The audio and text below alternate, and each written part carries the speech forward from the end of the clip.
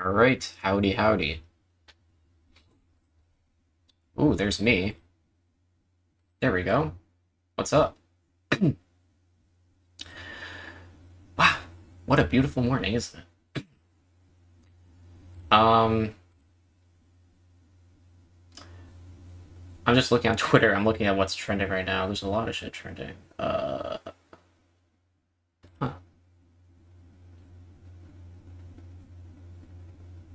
Okay. Hopefully everybody's doing okay. I know I am. I'm always doing okay when I have coffee, so.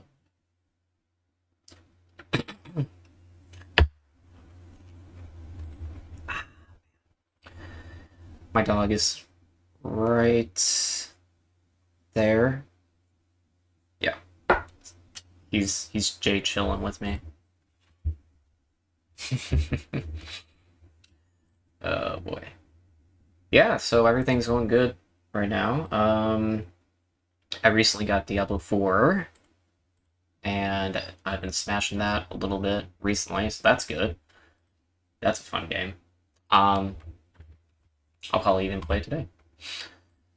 But before we get into all the shit, I saw this thing on Twitter. Let me share the screen. Okay. Where is it? Right here. So apparently Ben Shapiro went to watch Barbie. The film featuring Ryan Gosling and Margot Robbie. All right. My producers dragged me to see Barbie, and it was one of the most woke movies I've ever seen. Oh shit. Okay. My full review of this flaming garbage heap of a film. Oh my god. Will be out on YouTube tomorrow at 10, which incidentally is right now. So let's see.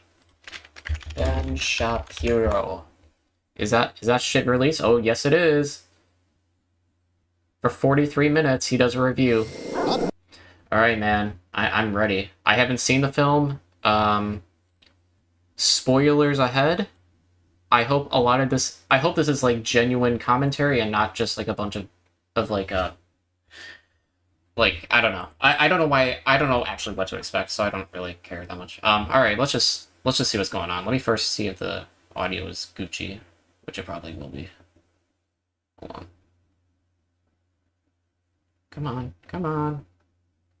OCD alert. There we go. All right. Oops. Volume isn't on. All right, let's see what's up. Ben Shapiro destroys Barbie for 43 minutes. Well, folks, I just got back from the theaters seeing Barbie and Oppenheimer. I'm about to review both of them. I'm going to tell you which one of these is the best blockbuster of 2023 and which one is maybe the worst. I love how, wait, by the way, I love how the Barbie here has, like, the fucking SJW, like, half of their head is shaved off, the other half is, like, a bunch of, like, and then, like, the rainbow, jumper, whatever that is. Blockbuster of 2023, and which one is maybe the worst? I bet he loved our movie, right, Ken? For those of you who can't wait that long, I'm going to give my review of the Barbie movie in the most Oppenheimer fashion. Uh-oh. Run. This is a whole thing. Okay, I'm here for it. Let's do it.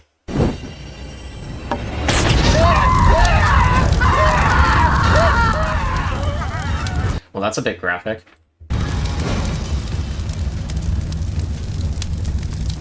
So the things I do for my audience, my producers dragged me to go see Barbie the movie, and I have thoughts. This video is sponsored by ExpressVPN. Let me begin with my generalized assessment of the movie. This movie is not just a piece of shit. This movie is a flaming piece of dog shit piled atop an entire dumpster on fire, piled atop a landfill filled with dog shit. It is. Okay, the hyperboles aside, I'm interested to see like what the arguments here are. It's not really an argument, I guess, because this is all opinions. But like, in what way is this like a bad movie? Okay, because there are certainly movies that I don't personally like, but I can like recognize that it was produced like well, like it was a well-produced film, right? Sometimes the two commingle, and that's fine. But like, you know, there is a difference between a movie that you personally like, because for me, I usually like comedies or drama movies, but I can appreciate like a sci-fi movie or something like that, you know, if it's like produced well. So like there's a difference between the two things. So I don't know. Let's just see how this works. It's one of the worst movies I've ever seen. On every possible level, it is a horrific movie. The only Wow, that is a bold statement. That's a bold state. The worst, really? One of the worst movies you've ever seen? thing that can be said for this film is production design. Production design is really nice. The costumes are really nice. Also, it's really hard to screw that up. It's really hard to screw that up because you literally have this to model after. All you have to do is this, but big. Okay, it's really not tough. But put aside all of the beautiful costumes, which is there for the ladies, and all of the production design and the Barbie universe and all of that. Every joke that happens in this film happens basically within the first 45 seconds of the film. So, for example, Barbie turns on the water and there's no water. Ooh, because you know, like in Barbie house, there's no actual water. Do you get it? And then she drinks, but there's no actual liquid in the actual cup. Oh my God, because she's a Barbie doll. Oh, I get it. Okay, that's all the jokes. There are no. Wait, isn't this movie meant for like kids? Barbie film rating. It's rated PG? Did I see that somewhere? Yeah. Oh, PG-13. Ooh. Okay. No more jokes for the rest of the film. The movie's a shit show. Okay, so conceptually, the movie is a shit show. I want to ask this: who's the intended audience for this film? Who's the intended audience for this film? If I were to guess, probably people who grew up with Barbie. I don't know. So I'll tell you who the intended Now, audience. okay, just to be fair, I have not seen this movie. I've heard a lot of people complain about it, but I haven't seen it. Now, some of the complaints that I have seen online have been mostly from conservatives, primarily concerned about the fact that it's like a feminist critique of like the patriarchy or something like that. Now maybe that's true. I don't know. I haven't seen the film, but yeah, I don't know. Let's dig into it, I guess. This film is, and I can tell two ways: one, the previews on the film, and two, the people in the audience. So the intended audience for this film is moms and their 8-year-old daughters. That's the intended audience for the film. I know because the previews for the film were all kids movies. I'm talking like G or PG rated kids films. We're talking like Teenage Mutant Ninja Turtles or Trolls 4 or whatever it is. Those were all the previews, right? All the previews are actually directed at what the audience is supposed to be for this film. And if you look in the audience, it's a bunch of moms, like youngish moms, middle-aged moms, with their like 6, 7, 8-year-old girls. That's the entire crew. Okay. This movie is not made for any of those people. In fact, this movie is made for no one. This movie is going to make a bunch of money week one because the marketing effort has been extraordinary. I mean, whoever's the marketing team over at Warner Brothers is doing an amazing job. Week one, this thing is going to clean up at the domestic box office. My prediction is going to just absolutely fall off a cliff after that. The repeat business on this movie is going to be non-existent because it was written by two people who are so smug and self-satisfied, Greta Gerwig and Noah Baumbach, that they have no audience. I mean, like, what? Who thought it's a great idea? Let's bring on the people who wrote Lady Bird and Marriage Story to make a movie about a plastic doll that is generally played with by 5 to 9-year-old young girls. So wait, but there's a whole fucking demographic of people who grew up with Barbie. It's not just like kids. Like, yeah, it is meant for kids, but at the same time, there are people who grew up with playing Barbie. Yeah, I don't know. This probably appeals to them too. Basic idea of the film, they really have no basic idea of the film. They don't know whether they hate Barbie or that we're supposed to kind of like Barbie. It seems they kind of despise Barbie as a fascist emblem, as we'll get to. The basic sort of premise of the film, politically speaking, is that men and women are on two sides of a divide and they hate each other. And literally the only way you can have a happy world is if the women ignore the men and the men ignore the women. That seems to be the final outcome of this film. I was trying to separate this into problems with plot and problems with character and problems with the politics of the film, but they're all intertwined because the thing is just a mess. It doesn't make any sense. Plot-wise, it makes no sense. Character-wise, it makes no sense. So let's just go through it from the beginning. There's going to be lots of spoilers, but believe you me, I'm about to save you so much time because this movie is 2 hours. It feels like it is longer than the Wagnerian ring cycle. Okay, let's... If you can't sit through a film for 2 hours... Okay, here's my hot take for the youngsters out there, okay? If you can't sit through a film, like, without, like, having to either be on your phone or, like, doing whatever, like, if you can't sit through a full feature film, even if it's, like, 2 hours, then, like, wow, that's pretty bad.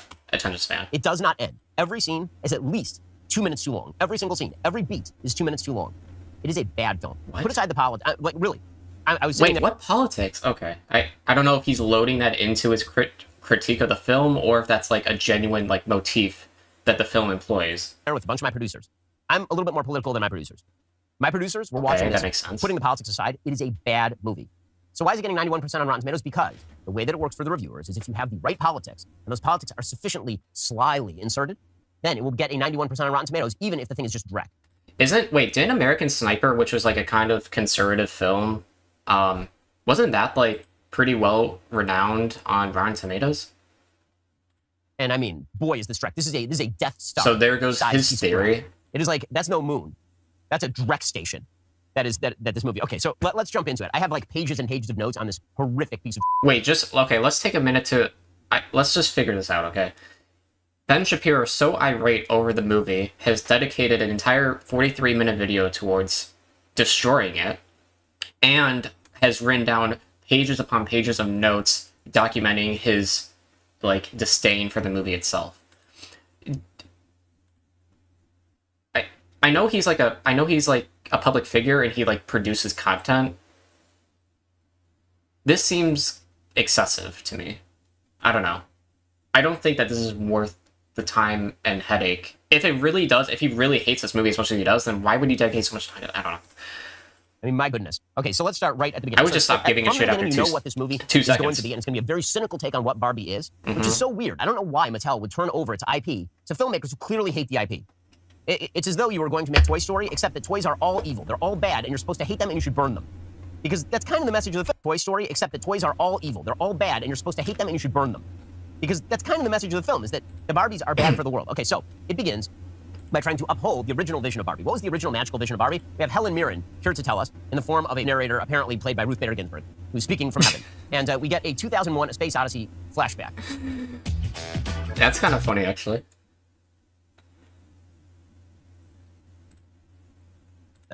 The reference points in this film, it references variously Marcel Proust, it references Robert Evans and the cinematography of The Godfather, it references 2001 A Space Odyssey. This is a movie made for moms and their 7-year-old girls.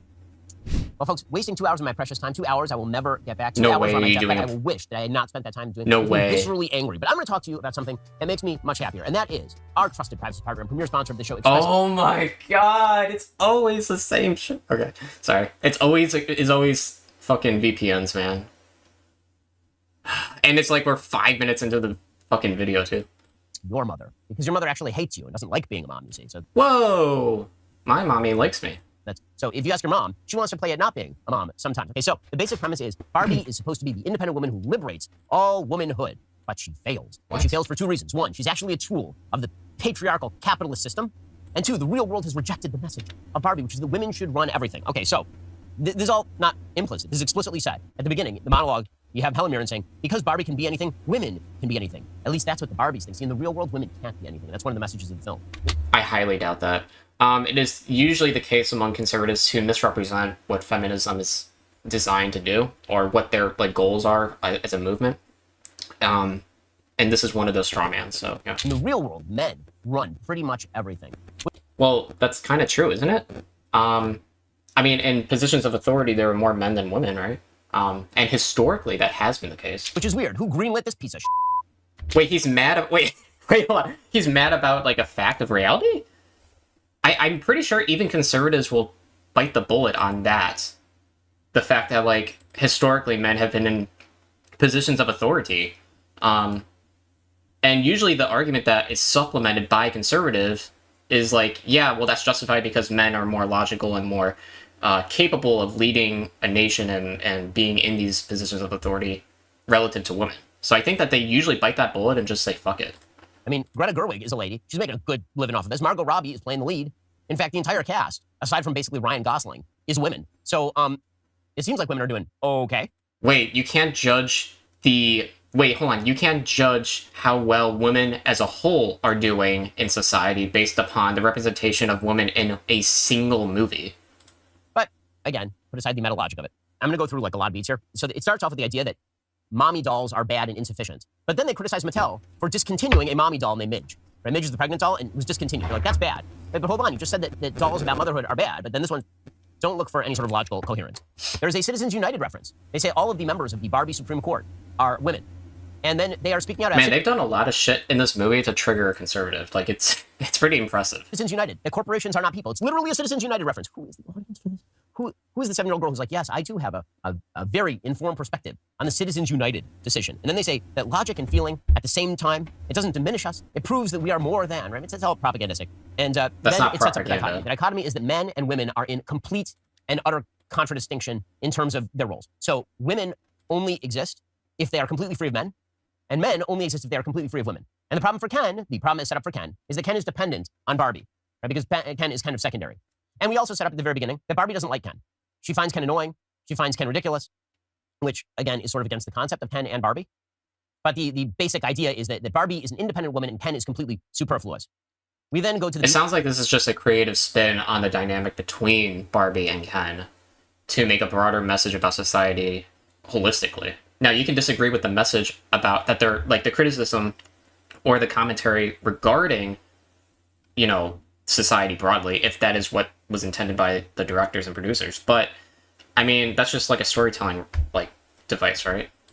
Beach, and there's a scene on the beach where the Kens are supposed to be the lifeguards and the ladies are playing on the beach, and we get a series of gay masturbation jokes. Again, it's an audience for children. They're talking about beaching each other off, right? There's like... Aren't there adult references in like SpongeBob and adult references in like many kids and children's media? Considering the fact that this is additionally a film that's rated PG-13, I don't know. That doesn't seem like a big deal to me. A line where Ken says to another one of the Kens, "I'm going to beat you off." Get it? You get it? Because it's like beat you off, but beat you off. And then they repeat that no less than 4 or 5 times in the span of 45 seconds. If I wasn't severely injured, I would beat you off right now, Ken. I'll beat you off with you any day, Ken. Anyone who wants to beat him off has to beat me off first. I will beat both of you off at the same time. Beat both of us off? Nobody's gonna beat anyone off. Wait, what? Why? Dude, conservatives have such a stick up their ass. Holy shit. Like... I love how, like, they say that, like... I love how it's the, like, fucking liberals and lefties who are, like, snowflakes. But, like, these asshole pussies get triggered over a fucking, like, very loose joke. First, I will beat both of you off at the same time. Beat both of us off? Nobody's gonna beat anyone off. Bazinga. Because it's just such a great gay masturbation joke. You gotta Okay. I mean, it's just like, who fucking cares? go for it. I mean, what else will the 7-year-old girls in the audience think if you don't go for the gay masturbation joke on the beach? I mean, I think it's more so for the parents, not for the children. Clearly. We get black female President Barbie because this is, of course, the greatest of all possible worlds. So Kamala Harris, the Barbie version, is the president of the United States. And then we get the break, right? Then we get the actual plot point. Plot point number 1. Barbie has irrepressible thoughts of death. So again, at this point, you might be thinking to yourself, wait a second, isn't this a kid's movie? Isn't this supposed to be... It's rated PG-13. It's more so for teenagers, young teens, and I guess people who grew up with Barbie. For 7-year-old girls? Nope. Wait, who said it was for 7-year-old What? It's about existential angst over mortality. That's what this film is about. I'm pretty sure, by the way, I think it's ballsy and pretty cool for, like, kids' media to, like, tackle, like, serious topics. Now, obviously, they shouldn't do it in a way that is, like, overly disturbing, right? Because these are children, but at the same time, these are topics that are very real in the real world, and they should be addressed, even in children's media. Now, again, interlaced through all of this is just more and more and more politics, right? One of the Barbies is a trans Barbie, and this is treated totally normally, as though this is a female Barbie, with I mean, who cares? a voice, again, deeper than my own. So Barbie starts to have these irrepressible thoughts of death, and this comes along with physical symptoms, like, for example, her feet flatten out. Again, this is one of the few cute jokes in the movie, is that Barbie walks around, and just like a normal Barbie doll, when you take off the shoes, the feet are shaped like the shoe, like the high heel. But now she's turning into like a real-world person, and so her feet collapse, right? And so she goes to see Weird Barbie. So Weird Barbie is a Barbie that has been played with too hard and has all the knowledge, not only about Barbie land, but also about the real world. And apparently there's a connection between people playing with the Barbies and the Barbies. So if people playing with Barbies are sad, then the Barbies also get sad. Weird that this has only happened to Barbie, because it turns out that lots of people are sad and have played with Barbies for a very long time. But that's the plot point. Fine. And again, the concept of like a Barbie that was played with too hard is very funny, because everybody has seen that before. And they somehow blow this. Somehow they make this into a not funny thing. So Weird Barbie is ugly, and she has bad makeup and all the rest of it. And she informs Barbie she has to go to the real world, and she has to find the person who is playing with her, and she has to make that person feel better, because that will heal the problem that she's having in Barbie Land. Okay, so we have our plot point, right? We have the thing that's going to launch us off into the rest of the movie. And then it's just a complete mess from here on in.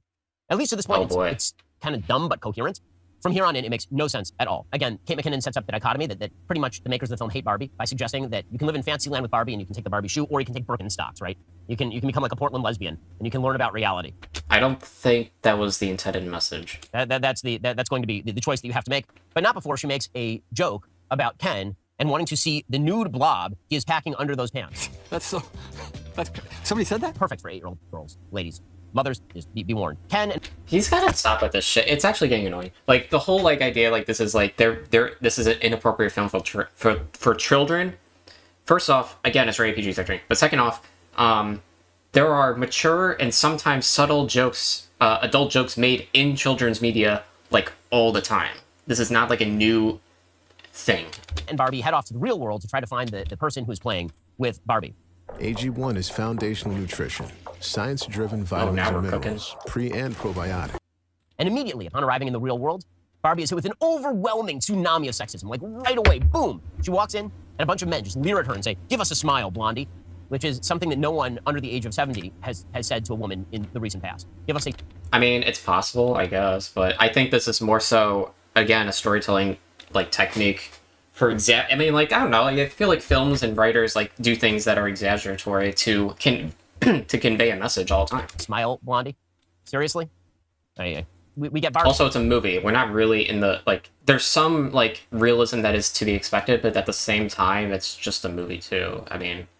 Explaining that all of the men who are leering at her and gazing at her, they have an undertone of violence. Everything's she's threatened. She's physically threatened because this is the real world. The real world is not like Barbie Land. In the real world, all women are victims. They are deep and abiding. I don't think that the movie is trying to say that all women are victims. I don't think that's the message. Victims of the system, as we'll learn by the use of the word patriarchy no less than 10 times in this film. She gets arrested like twice for various crimes.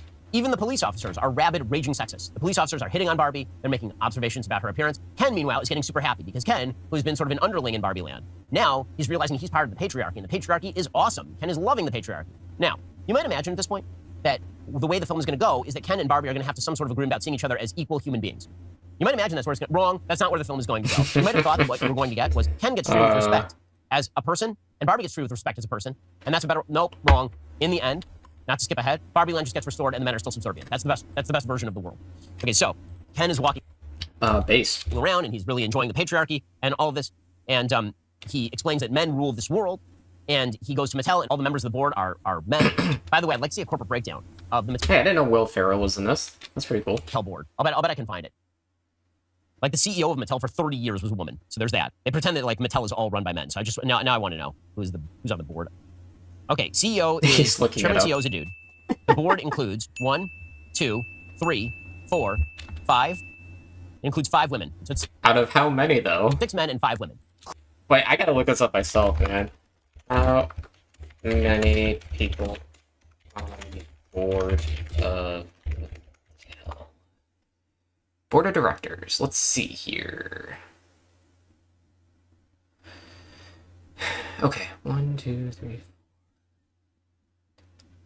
4, 8. Okay, 11. 1. Okay, gotcha. It looks like about an equal representation. I mean, that makes sense. It's fucking Mattel, so yeah. Clearly patriarchal domination. Clearly. Also, wait, they're not even having the... Wait, this has... Why is he fixated on specifically Mattel? Like, obviously, they, like... their relationship to Barbie is, like, okay, that's obvious. But, like, I'm talking about, like, general society. I think this is more of a broader critique upon general society as opposed to just, like, you know, a company or two. Patriarchal domination. Just wanted to look that up just for the sake of, you know, accuracy. Whenever I do these reviews, like, oh, you're taking the movie too seriously. The movie takes itself this seriously, guys. It pretends to be a comedy, but it's taking itself super seriously. Fine. I don't know. The clips that I've seen thus far have not really suggested to me that this movie is taking itself too seriously. So, it's all men at the top of Mattel, and they realize that Barbie and Ken have escaped Barbie Land. And this presents some sort of threat. What kind of threat? Because the writers are shitty, they don't bother explaining. They're just like, hey, threat. Damn. And Will Ferrell acts all weird and goofy, like Will Ferrell. And he's funny, because it's Will Ferrell acting weird and goofy. But he's not funny, because it's just Will Ferrell with no actual plot or dialogue to speak of, just being weird. Does he have to be, like, a whole fleshed-out fucking character to be funny? We'll leave a couple asterisks, we'll fill it in later, and then later they got there and they're like, nah, we'll just skip right over it. Fine. So they figured they got to track down Barbie and Ken. And meanwhile, Barbie is trying to track down the girl who's playing with her, and she mistakenly thinks that it is a teenage girl who is playing with her and who is unhappy.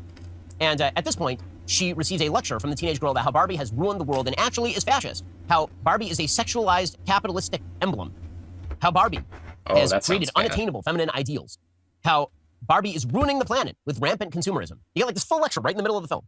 It's truly awful. It's truly awful. She's fascist. By the way, it only sets up the only good line of the film. Truly, in my opinion, there's one good line in the film, and that is where Barbie is trying to contemplate whether she's a fascist or not, and she says, I don't control the railways or the flow of commerce. Now, there's only one problem with that line, as with the entire movie. There is no character consistency. Barbie is supposed to be an idiot bubblehead piece of plastic from Barbie Land. How does she know what fascist is? How does she know? Wait, dude, it's a film. Who fucking cares? What, about the flow of commerce? Like, again, just in terms of... I love how he's like, people say I take this too seriously. Well, yeah, you are. You're, like, it's just a fucking film. Character consistency, like characters who actually are the characters, makes no sense whatsoever. So, meanwhile, Ken is wandering around, enjoying the patriarchy more and more and more. And he keeps asking men about the patriarchy. And at one point, he asks a dude about the patriarchy. And the guy says, well, that's not really the way that it works here anymore. He says, really? He says, no, it still works that way. We just hide it really well. Ooh. True. Again, you can't even present the mild other side of the film. And this sort of nonsense continues. The first third of the film is about how Mattel is kind of bad for creating this fancy land. Second third of the film is about the real world evils of the patriarchy. Oh, the patriarchy. Oh, the patriarchy. Culminating in an idiotic line where one of the low-level members of Mattel is with the board, and Barbie is looking for a woman at the board. And the low-level man says, I'm a man with no power. Does that make me a woman? No, you can't parallel park. That's what makes you a woman. Okay, and in any case, Nice. we get here a few obscure jokes about Proust Barbie, because again, Noah Baumbach has to show that he wrote some of the script. He made a reference to Proust. Doesn't that make him clever? Ooh. Next, he will make a reference, I would assume, to Victor Hugo. Wow. Proust. Ooh. Idiots who think they're smart. It's total. Okay, then Barbie escapes the Mattel building. They were going to package her up and they were going to send her back to Barbie Land. And she instead runs and she escapes the Mattel building. And she hooks up with America Ferrera. So America Ferrera is the actual one who's playing with Barbie as a youth. And it's her daughter who Barbie had originally approached. Twist! Okay, and she decides that in order to escape the Mattel executives, she's going to have to bring both of them back to Barbie Land. Why does she bring both of them back to Barbie Land? No one knows. There's no actual, there's no explanation as to why she's supposed to bring both of them back to Barbie Land. Supposedly, it's because she needs to escape back to Barbie Land, but she could do that without the two of them. But she decides she's going to bring them back. So she brings them back to Barbie Land. Meanwhile, the Mattel executives are chasing her. Now, question, why are they chasing her? They achieved their goal. Barbie's back in Barbie Land. Why are they still chasing her? No one knows. It doesn't make any sense. They literally say, there will be consequences you can't even imagine. And then they're like, what consequences? And they're like, fill in the blank. Oh, that's a plot hole. GG, boys. Hold on one second.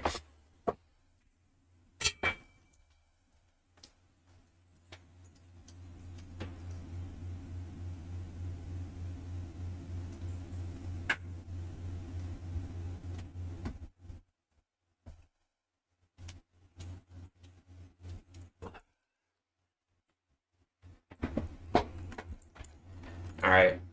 We are going to continue with my dog on my lap. Here, you'll say hi. You want to see the Barbie film?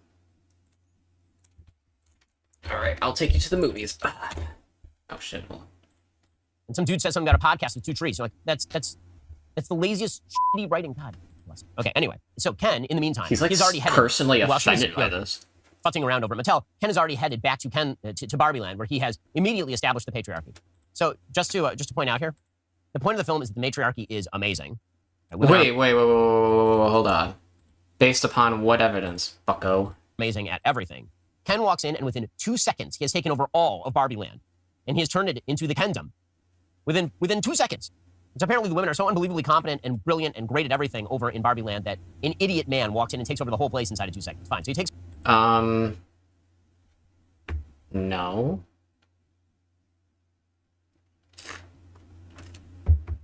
Again, it's probably more so a storytelling device than anything else. Over the entire place. We later learn that's because the women, they didn't know what was coming.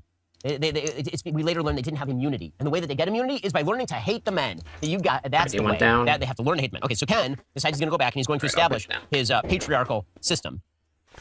We only learn this when Barbie heads back with America Ferrera and Random Daughter. And Ken immediately starts acting like the jerks in the patriarchy, right? He calls her baby. Oh, no. He calls her baby. The greatest of all insults. He calls her baby. And then America Ferrera is trying to explain to Barbie what exactly is going on. And she's like, it's just like the indigenous people and smallpox. They had no immunity. Damn. Howard Zinn wrote the script. So the ladies in Barbie Land had no immunity. It's the magic of the patriarchy. The magic. The women were seduced into... So, just to point out... Well, I think in Barbie Land, wasn't, like, the men, like, they didn't have any power? So, like, how could the females or the Barbies in the Barbie Land have... How would they have gotten immunity? Because they never experienced patriarchy before. Here. The actual argument the movie is making is that if women enjoy men, it's because they have been brainwashed by the patriarchy. They make this message explicit in just a few minutes in the film. And when I say a few minutes, I mean several years, because this film took years off my life. It is long, it is boring, and it's terrible.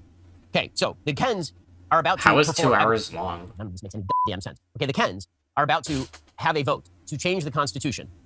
There's nothing more powerful than you making your thing happen. Really? Why? Why? Ken literally just sees power. He's a fascist. What the f*** you vote for? Why are they voting? Like, he sees power. Also, what is the breakdown demo? Okay, here's some high-level fucking analysis from somebody who hasn't seen the film. If I were to guess, I'm gonna say that maybe, even if I'm granting the premise here that Ken is a fascist, it's possible that, in spite of that, he wants to retain the veneer of a democracy, so he's having a vote. And by vote, it's really kind of like the DPRK kind of vote.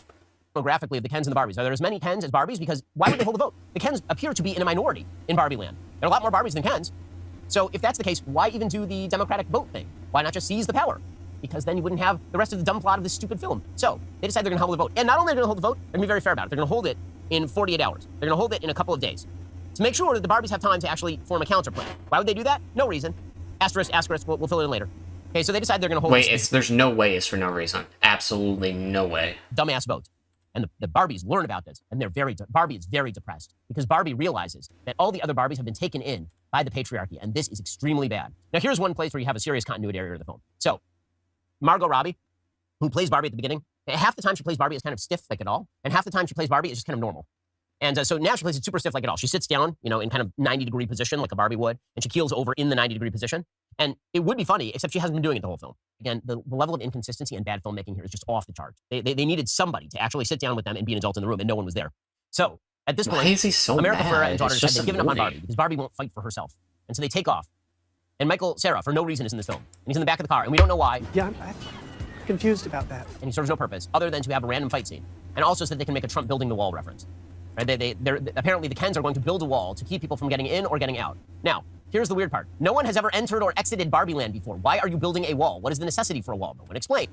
Well, maybe it's because of, if nobody has entered Barbie Land, then clearly there isn't, like, the threat of,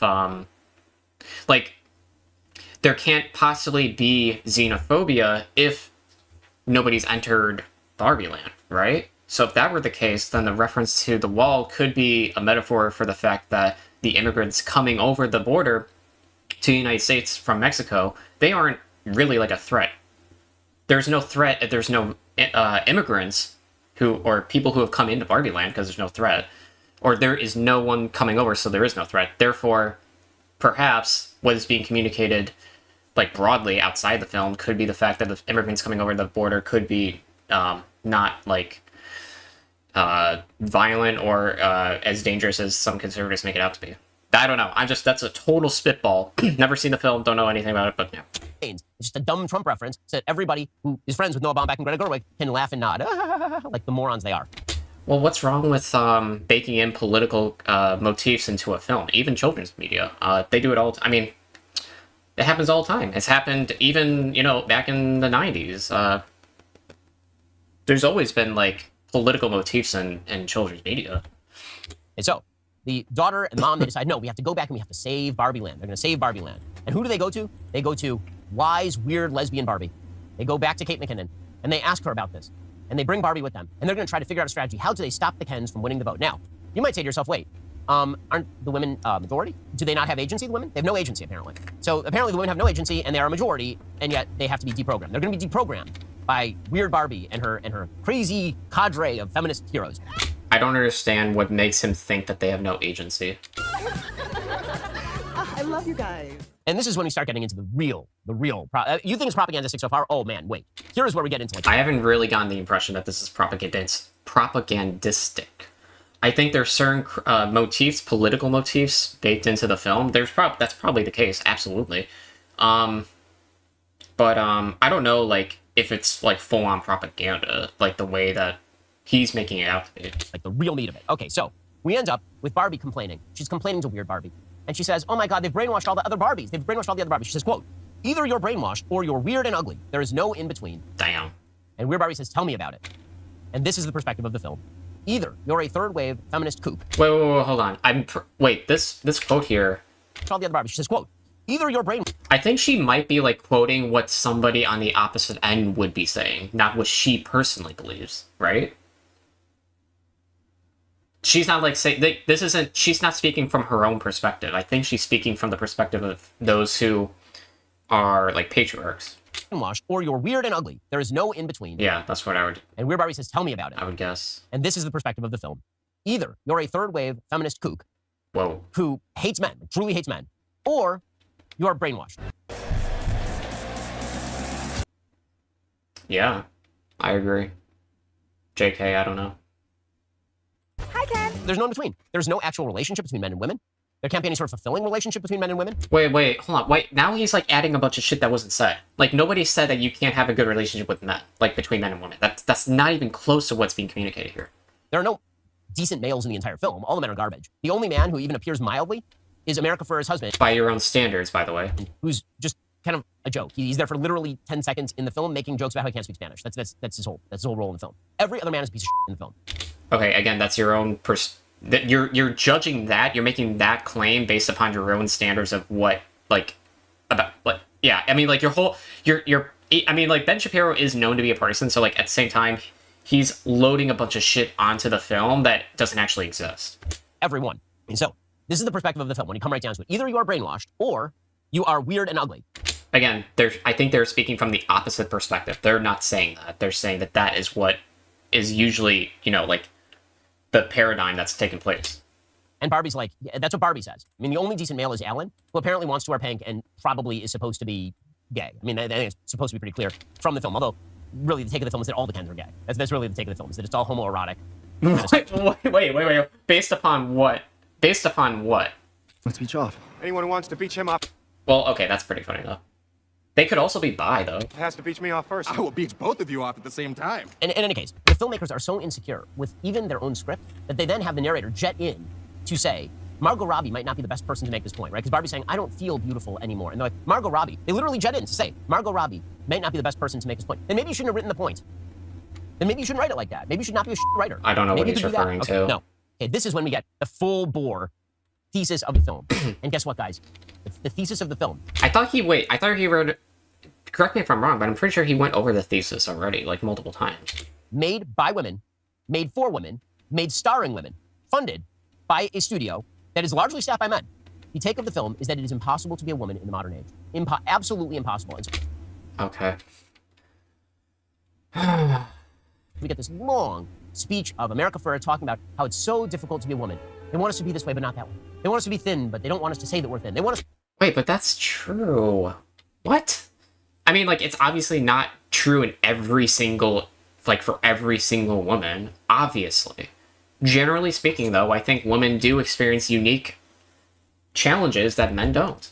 To earn money, but they don't want us to earn money. They want us to do this, and they don't want us to do that. They want us to answer for men's bad behavior, but they don't want us to offend men. They want us to do this, and they don't want us... Oh my God, it's so difficult to be a woman. So the same tried, truistic bullshit that they've been propagating. I don't know what gives him the impression it's bullshit. I guess it's the fact that he's a conservative.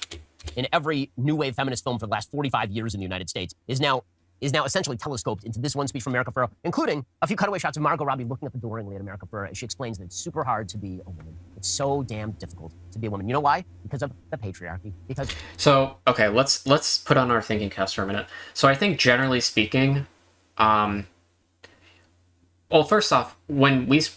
Taking his claim here, like, it's so hard to be a woman, that's the straw man he's laying out here. I think your life, generally speaking, is difficult or easy based upon the amount of wealth that you have or your family has. Obviously, it's not the only factor at play. There's race, there's gender, and there's sex. I mean, there's also other shit, but those are, like, the big ones, right? So, I think, generally speaking, women have been on the short end of a lot of shit for a long period of time. In recent memory, though, there's been advances for women's rights and for societal acceptance, I guess, appreciation for women. And now more than ever, I believe there are more women who are in positions of authority relative to in the past. Now, is it where it should be? I don't know, probably not. But I think that, like, this whole idea here, like, super hard to be a woman. It's so damn... Yeah, this whole idea of, like, it's difficult to be a woman, like, that's, like, the straw man he's positing here among feminists, I would guess. I don't know, man. I think that, like, there's a lot of things that contribute to how difficult your life is going to end up being. And the main one, for me, if I were to guess, is going to be, like, how much money you make. Difficult to be a woman. You know why? Because of the patriarchy. Because of the men. That's the actual story of the film. And then they make a couple of other dumb references, right? The Zack Snyder cut. The men, they like the Zack Snyder cut. Wow, that's terrible. Okay, fine. Then they say, you know what we need to do? We need to disabuse all of these Barbies of the patriarchy. How are we going to do this? We need to allow them to live with the cognitive dissonance required to be a woman under the patriarchy. That's a line from Barbie. Now again, they keep doing this. They keep having Barbie drop these extremely literate and well-articulated lines, but she's supposed to be a plastic doll idiot. Authority should derive from the consent of the governed, not from the threat of force. Wait, isn't that kind of the joke though? It's like your expectation is that Barbie is like an airhead dumb fuck, but when she says shit like this, she's supposed to be a plastic doll idiot. Authority should derive from the consent of the governed, not from the threat of force.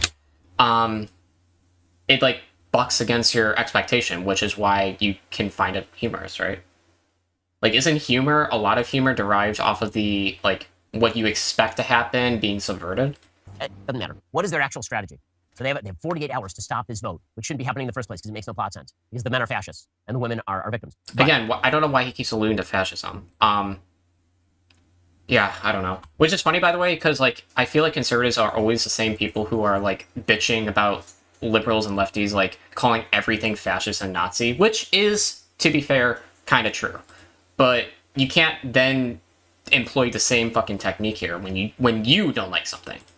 somehow they've been given 48 hours to stop the vote. So what are they going to do to stop this vote? How are they going to do it? Well, they're going to separate the men and the women. Barbie! They're going to turn all the Barbies against the Kens. It's so subtle. The symbolism is so subtle. Turn all the women against the men and you will save society. That's the message that you could be shoveling directly into the brain of your 8-year-old girl, if you so choose, this weekend. Maximum volume. Ready to see the new Mazdas? That's funny. Check out classic Mazda. NGL, that is kind of funny. It's wrong, but it's funny. They literally say this: get the Barbies away from their Kens.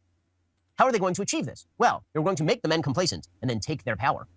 What? This is how women have achieved power. Now, let me just digress briefly here in how women actually achieved power in Western civilization. The answer is that they lobbied men and men gave it to them.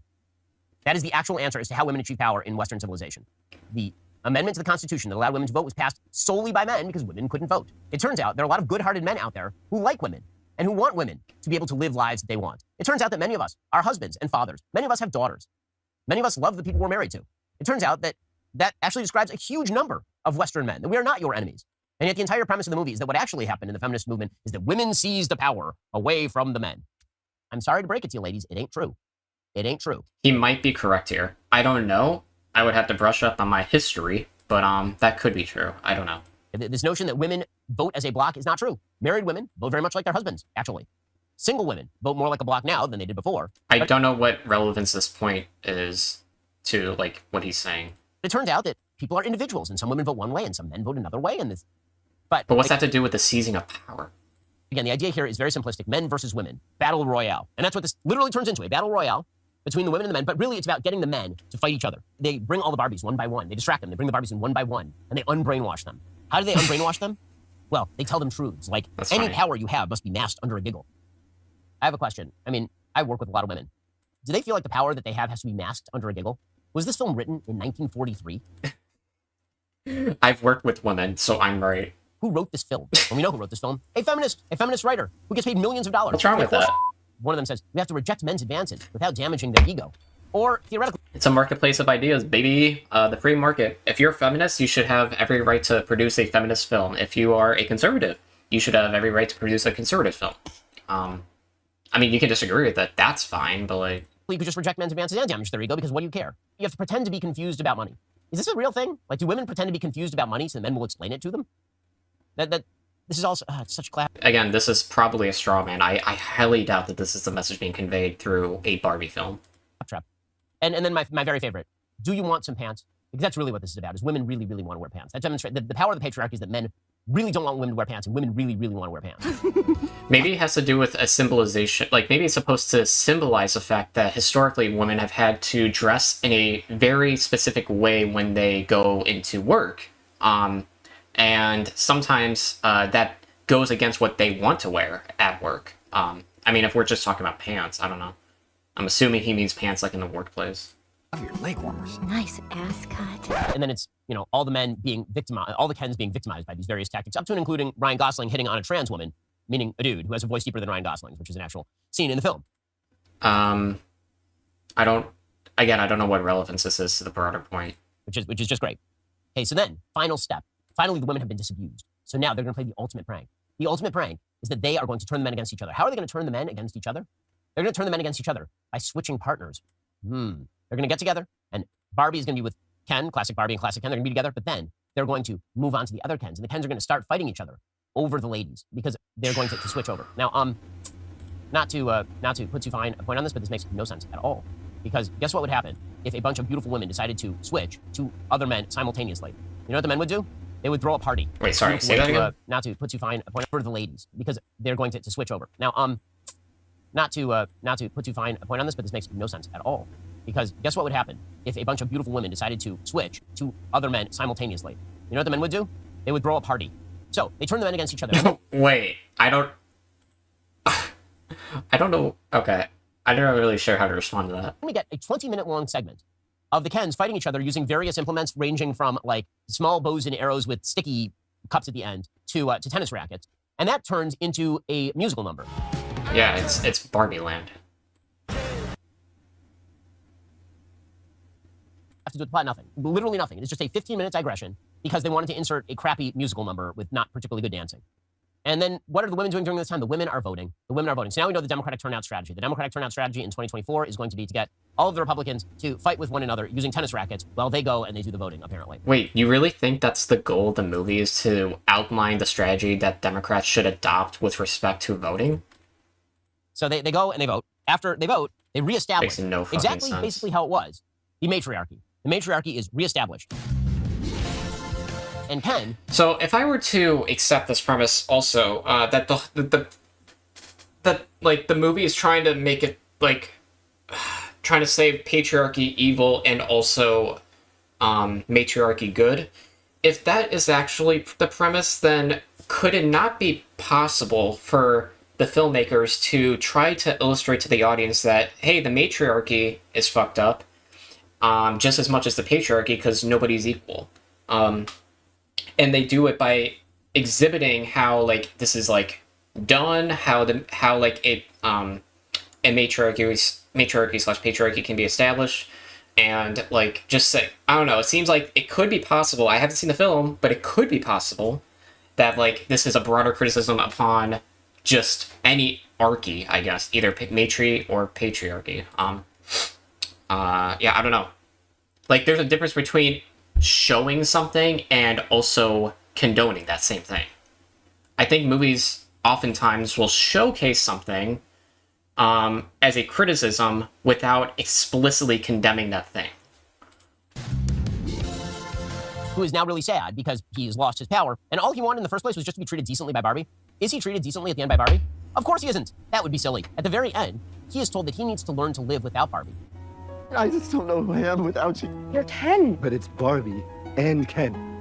There is no just Ken. He, who was literally created as a doll to be with Barbie, he needs to learn to be apart from Barbie, and she needs to learn to be apart from him, because atomistic isolation and loneliness is the best way to find fulfillment, ladies and gentlemen. It'll be best for Ken if he never sees Barbie again. It'll be better for Barbie if she never sees Ken again.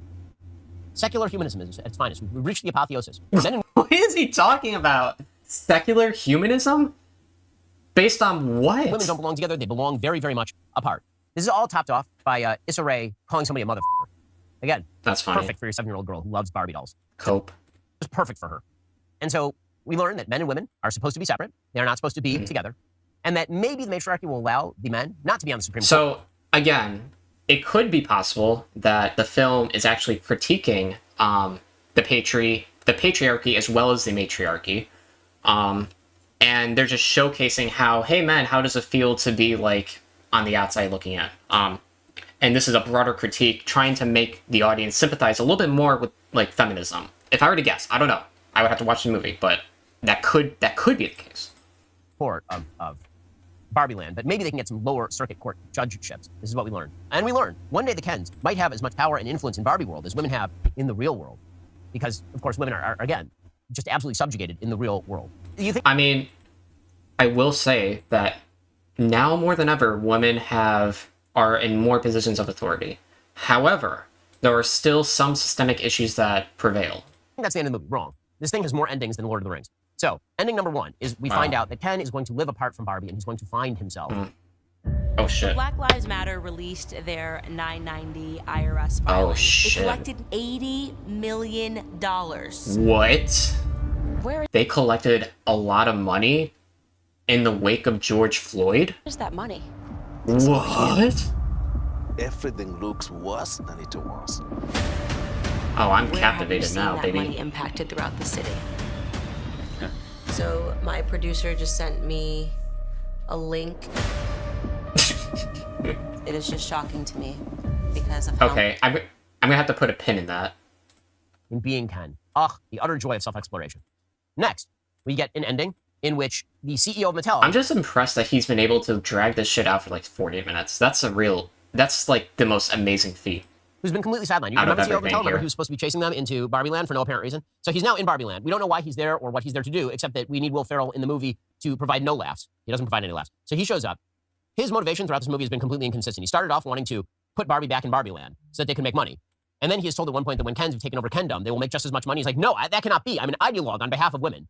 And then he arrives and he is told that America Ferrera wants to make ordinary Barbie, which, by the way, would sell 0. Anyway, that will be profitable. And so now he wants to make ordinary Barbie because he's back to being uber capitalist, evil capitalist who's making money off of Barbie because, again, Mattel are bad guys. But they're also the good guys. But they're kind of bad guys, but they're mostly the good guys. Well, I think like the archetype of a bad guy in a film being like this greedy businessman is not like one that's unique to just the Barbie film.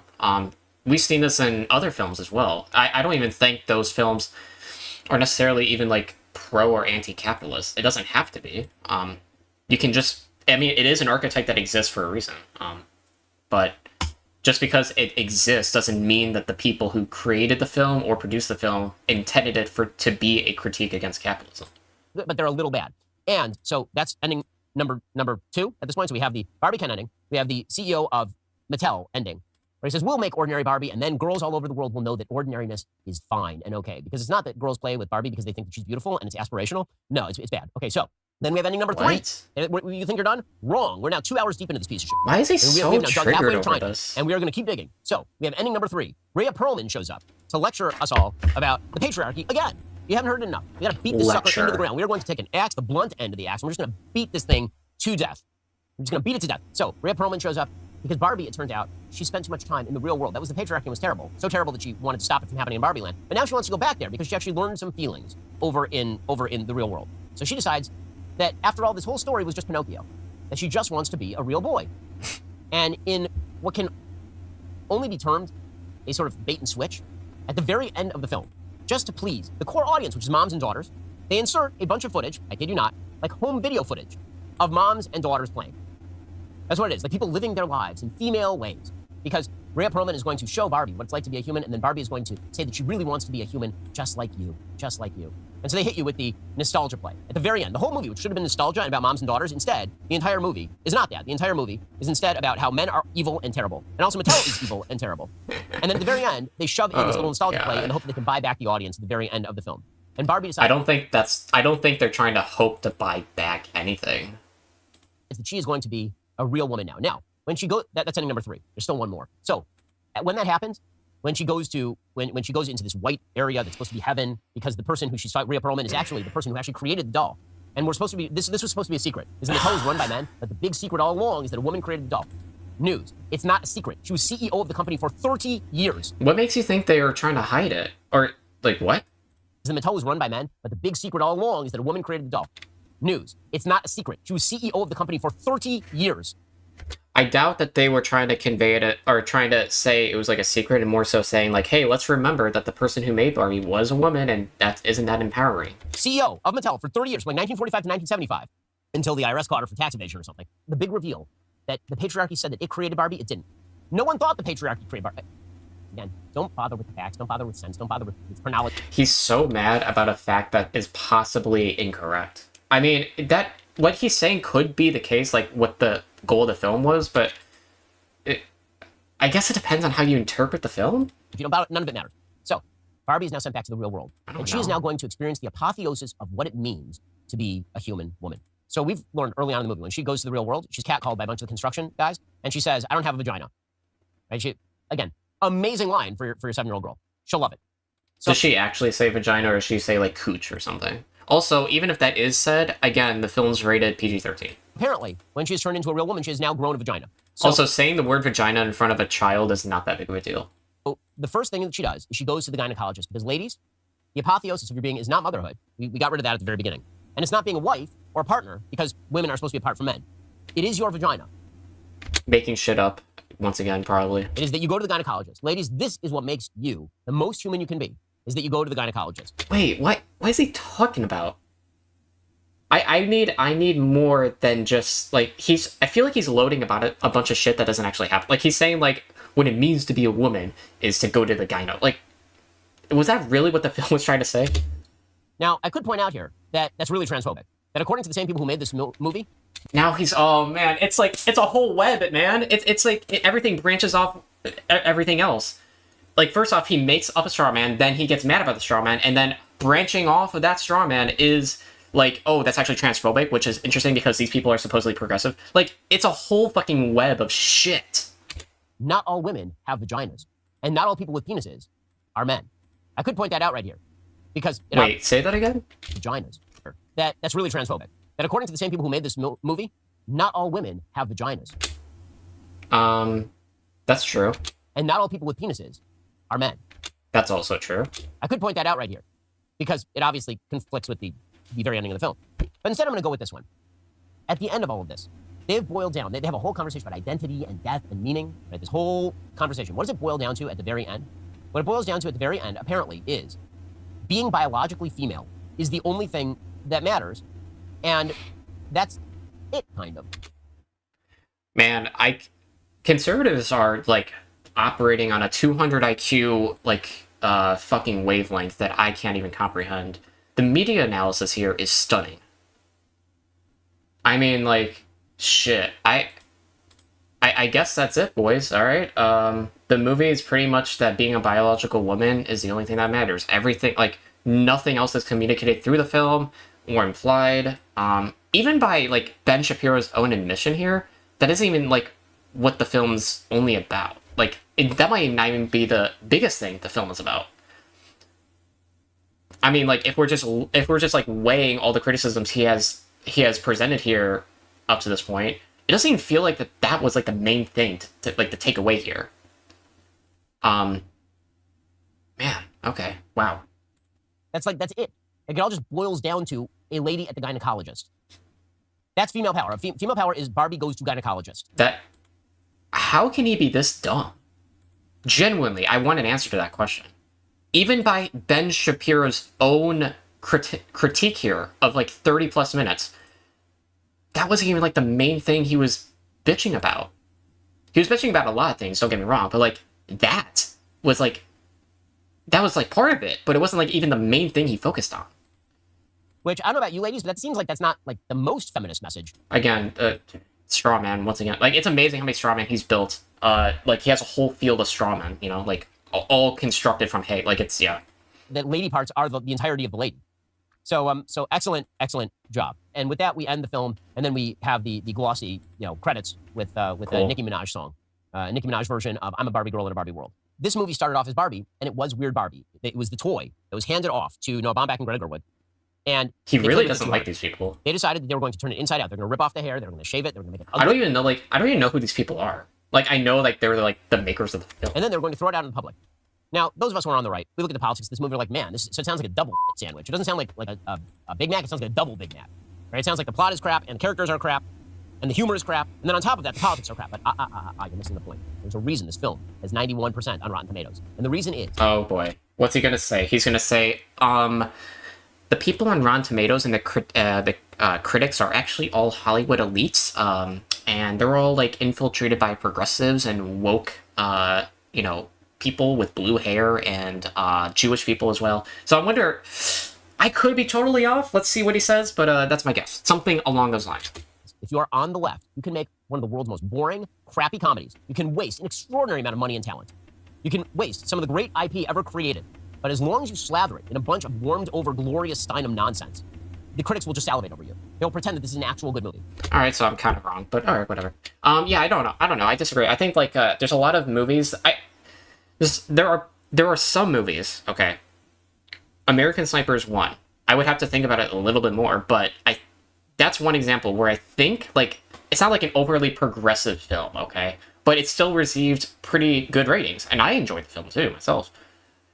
It's just like this whole idea of like you get good ratings if you slather your film with like progressivism or feminism. It's just like kind of dumb. There's plenty of movies in fact that don't really even touch upon progressivism or feminism, but they still get great reviews because most of the time films aren't produced with a political like lens. Like you could interpret it that way, sure, but like when we get down to the nitty gritty here, I think that for the most part, films are just like pieces of art that you and like watch and enjoy, like for the sake of storytelling. Yeah, I don't know, man. So here's my prediction in terms of market. The marketing campaign for this movie has been astonishingly good, right? If you walked into this movie and you knew nothing of what I just said, what would you think this movie is? You would think that this movie was probably something like the Disney movie Enchanted, but with Barbie. It's going to be Barbie in Barbie Land, and then it's going to be Barbie in the real world, and it's going to be charming, and it's going to be funny, and it's going to be warm-hearted, and it's not going to be vicious and cynical, and it's not going to be what morons talk about at Hollywood cocktail parties. It's just going to be fun. It's going to be a place where a mom might be able to take her 7-year-old or 8-year-old girl and enjoy themselves together, and then walk out with their arms around each other. You might think that's what it was going to be. And undoubtedly, millions of moms and their daughters will think that. That's what you're seeing at the theaters. That's why you're seeing everybody wearing pinks at the theaters. It's become like a Star Wars kind of thing, right? It's an actual cosplay of it. The number of moms who are going to take their daughters back to the theater week 2, good luck with that. Really, good luck with that. Hollywood decided to empty out its own IP here. They decided they were going to take a golden piece of IP and they were just going to smash it and turn it into Weird Barbie. And I got to tell you, this is going to have some ramifications for Barbie the brand. I don't know why Barbie the brand would hand this property over to people who clearly hate the property. In the real world, the patriarchy rules. Men are really bad. Women need to separate off. All right, I think we've belabored the point here. Okay, so basically the criticism levied from Ben Shapiro was that this movie is bad. The main reason why it's bad is because it reduces women, like what it means to be a woman, down to their biology. Additionally, this film just like is way too political, that this film is historically inaccurate with respect to why our society is the way it is right now, and that the patriarchy is evil. That those are the criticisms that conservatives have. Well, that Ben Shapiro said here. So I don't know, man. It's a Barbie film, whatever. Who fucking cares? I think that sometimes movies will like try to get the audience to think critically about the world they live in, and that's cool, I guess. In this circumstance, it happens to be the case that the messaging from the movie that a conservative, in this case Ben Shapiro, is takes issue with, has led to him having this full-on fucking destroy session, and that it's just like a dumpster fire, I guess. I mean, it's getting good reviews. I would have to watch it myself to like get an informed perspective, but I can already see that, like, based on this review, that some of the shit just seems kind of dumb. I don't know. I mean, it's a movie. I mean, like, if you disagree with the politics of it, fine. But there might be. It seems like a lot of it is misunderstood, or there's like projection with respect to like what the producers were trying to do for the movie. So, yeah, that's a lot of bullshit. In any case, though, I'm gonna be right back. When we get back, we'll move on to the next thing. Wow, I got 8 notifications. What? All right, I'll look at that in a second. All right, I'll be right back.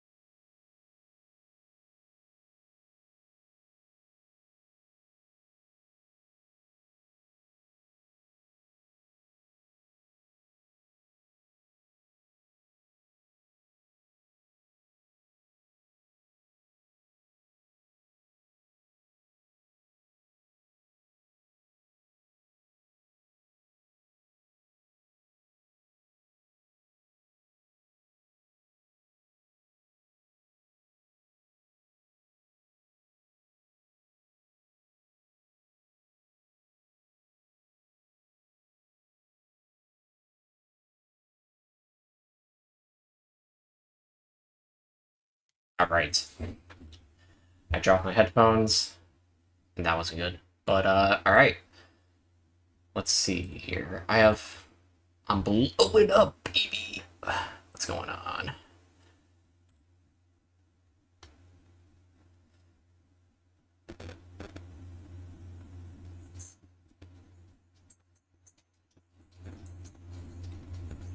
Okay, I gotta share you. I guess I'll show you guys this. I wasn't going to, but I guess I will. I have really. I don't know what the fuck's going on. So there's this tweet from Will, which I agree with, by the way. Normal people do not have a Nazi phase. Well, and I made in jest. I said, yeah, I was born with a perfect set of beliefs, fresh out of the womb. My purity is infinite. Yeah. Basically, it's a joke, right? And I don't know who the fuck this is, but. Yes, the only alternative to being perfect is a little Nazi, and I just said yes because I didn't feel like arguing, honestly. And then they try to have a meta conversation here, and then I just... I mean, I don't really give that much of a shit. Okay, these are the responses I haven't read yet. I said, oof, a little... And then he tells me to shut the fuck up. Very interesting. And I said, oof, a little hostile there. Everything going okay in your life? Are you longing for... I love this genre of smug leftist dude pro who obviously doesn't actually give a shit about any of the causes they claim to and only cares about stroking their ego online. No, bro, I assure you, it is the woke schools that are ruining everything by claiming that being a Nazi is more than a mild imperfection.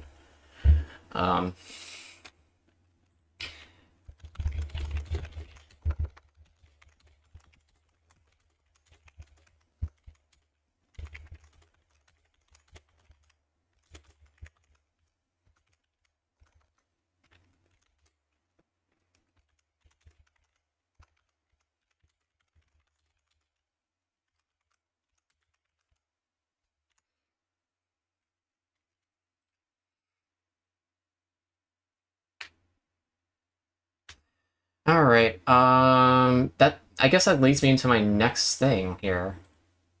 I don't know, yeah. First let's, I guess, talk about this really quickly. Well, this kind of feeds into my broader point, maybe I won't. Oh, yeah. The Libertarian Party is going kind of crazy, too.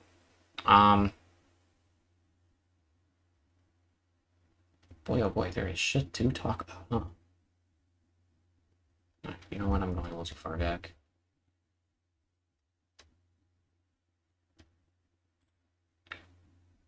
So the Libertarian Party basically is saying everything is, like, slavery, I guess. I don't know. I guess I'll have to go to the replies.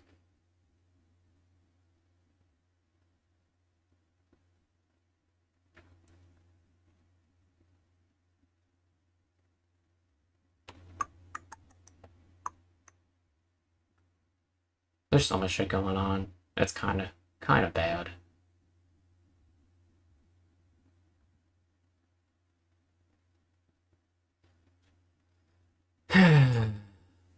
I don't know how much I want to get into this. Basically, am I sharing my screen? Okay, cool.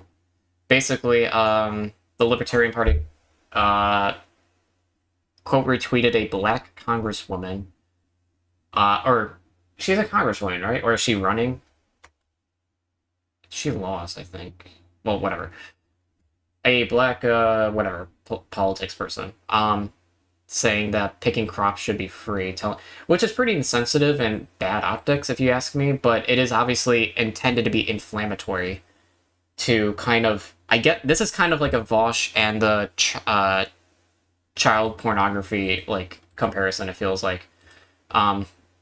What they're trying to say is that it's equally as offensive as somebody who's compelled to pick crop, yeah. But this is obviously a ridiculous statement.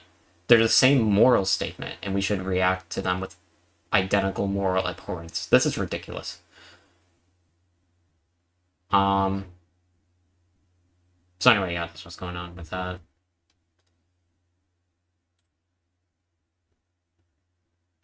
So, what was I gonna do? Fuck. Alright, I'll just share myself.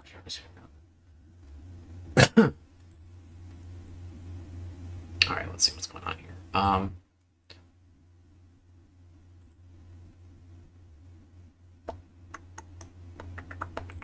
remember how... Okay. I don't know if I'm going to watch the whole thing here. I'll watch some of it, though.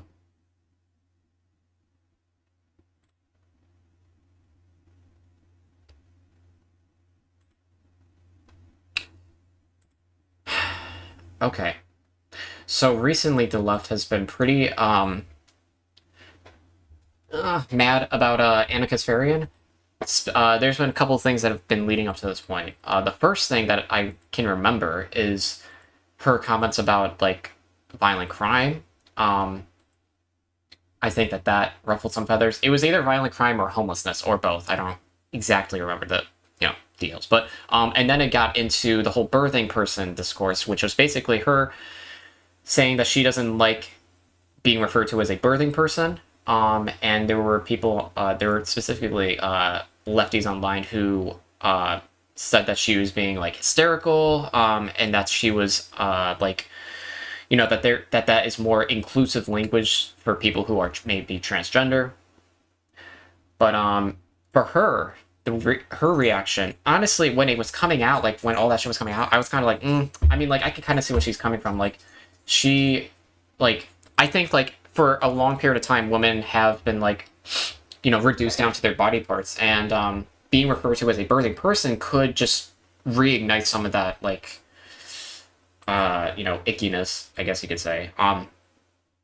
Now, was she, I don't know how, like, to what extent she was really, like, distraught over this fact, but I think that some of the reactions to her were a little over the top. I think generally she meant well, but she had her own, like, whatever, like, her own issues with something, and that's fine. But some of the reactions were definitely, I think, unwarranted. Now, recently,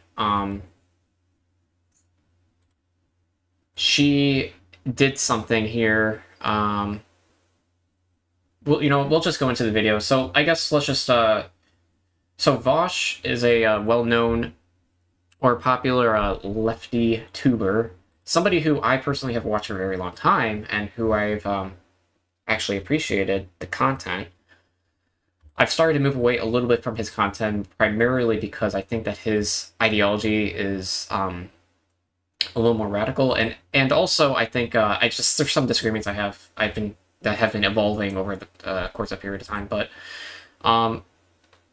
he made a video about Anna Kasparian hits a new low, TYT's crumbling, and the thumbnail to this was like a PragerU thumbnail, like why I left the left, which I think is totally disingenuous, because I do not think that Anna is at all, like, leaving the left. I think, like, in terms of, like, labels and shit, she's still, like, she might be leaving in terms of the label, but, like, I think generally speaking, she's a progressive, like, person.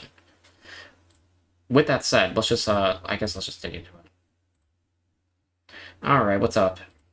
So remember how Anna Kasparian, in a relatively short time, went from being what I would consider... Now, keep in mind, the reason why I'm showing this is because I think that the arguments here are indicative of the broader online lefts, maybe, that I've seen, personally, in terms of their attitude towards Anna. One of the more respected friends of the stream, to being a raving lunatic based purely on the fact that she glanced at a medical document in California which used the term birthing persons to refer to people who can give birth. This offended her, and now we're running down the track that we're running down. Yeah, so it's gotten worse, it seems. Again, I don't think that the whole birthing person was that big of a deal. I think that it is okay to take issue with that, because it does reduce you down to your reproductive abilities. Now, it is also the case that could be more inclusive language for trans people, but at the same time, I could see why somebody may take a little issue with that, yes. So, a lot has happened. We're going to have to jump a few hoops, okay? So, for some reason, she decided to defend Jesse Singal. Is that Singal? I don't actually know how it's pronounced. Singal? So, this is a guy who defended another person who was arguing in favor of conversion therapy for trans youth. Just a transphobe, a lot of them, not special. Yeah, so let me Jesse. I don't know much about this guy. Oh wow, what a pristine picture there. Alright, much of Singles' writings deals with social sciences. He published a book, The Quick Fix, about the failings of popular psychology. Singles' writing on transgender issues that attracted controversy, particularly in his 2018 cover story, The Atlantic, When Children Say They're Trans. Singles' political orientation is often described as liberal, but heterodox, though he has expressed an aversion to the latter term.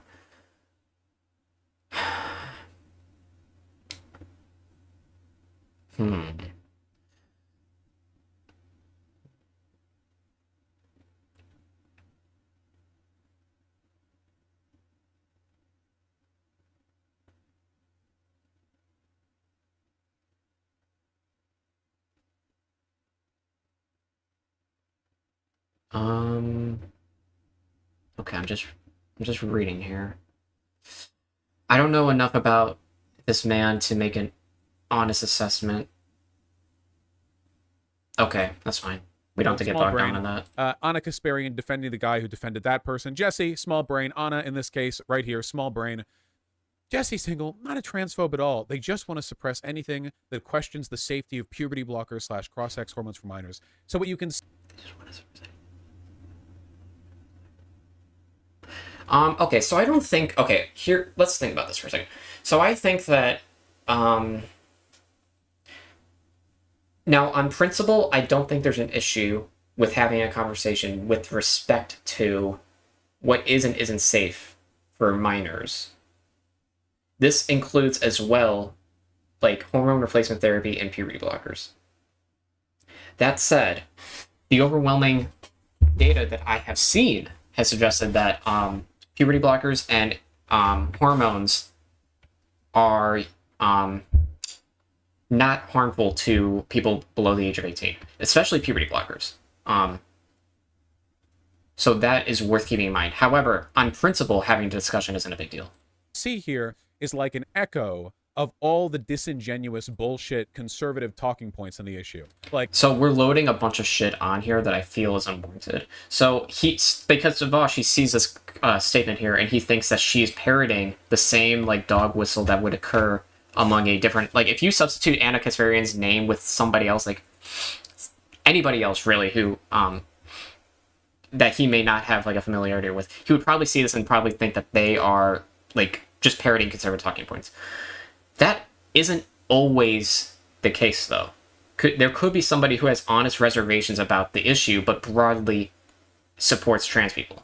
Like, not engaging with the criticisms, just like, they disagree with you because they want to suppress any dissident information. And then, like, you look at the dissident information, and it's like dumbasses scrolling with their own shit, like finger painting with it on paper. I don't know if it's a psychotic break or if the money's changed or what, but I think that Anna's acting... This is another thing that I think is ridiculous. The whole idea that, like, Anna and, like, TYT is, like, shifting to the right for a grifting, like, for the sake of grifting is absolutely unsubstantiated. Completely made up. It's total projection. They see a shift in the way that they talk about shit because they're not 100% in lockstep with, like, the left's ideology, and therefore they see that as, like, as them condoning or going towards the right, which it's totally like could not be, you know. It could be the case, but basing that or predicating that conclusion off of the fact that they have a disagreement with you is kind of ridiculous. I mean, like, honestly, it depends on the nature of the disagreement, but at the same time, I just don't think that this is enough to say that they're grifting. In clear bad faith. I don't think this is like a fully genuine thing. Like what I'm often most concerned about is not the arguments that people give, it's the way they give them. Because I've talked to people who have had pretty significant disagreements with and not like minded it that much. Like, not all of this is on stream. I talk to a lot of people off stream, but I've talked to people who have been like kind of anti-trans, but in a way that suggests to me genuine ignorance of the subject and not like a pre-baked list of like anti-trans propaganda that they're disingenuously fronting by giving little snippets and like, you know, like bumper sticker bits of counter arguments without engaging with the point, you know? Like, for a million years of, I would rather deal with somebody who is anti-trans because they just think it's weird and don't get it than somebody who's anti-trans in like this civil, disagreeable, I just have some questions kind of way, who's like you know, oh, What? Why?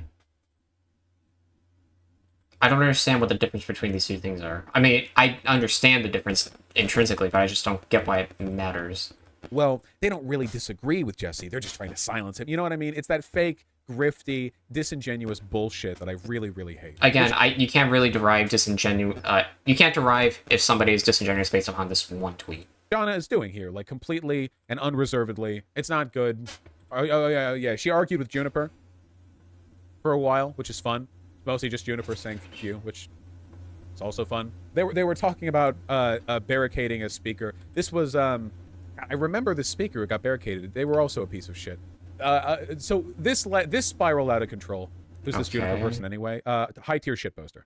Basically, there was this anti-trans person who like got held in a room for a couple hours. Whatever, I don't care. This led to an incredibly funny tweet from Anna, So I think that this could definitely be well, before we get to this, I already see it.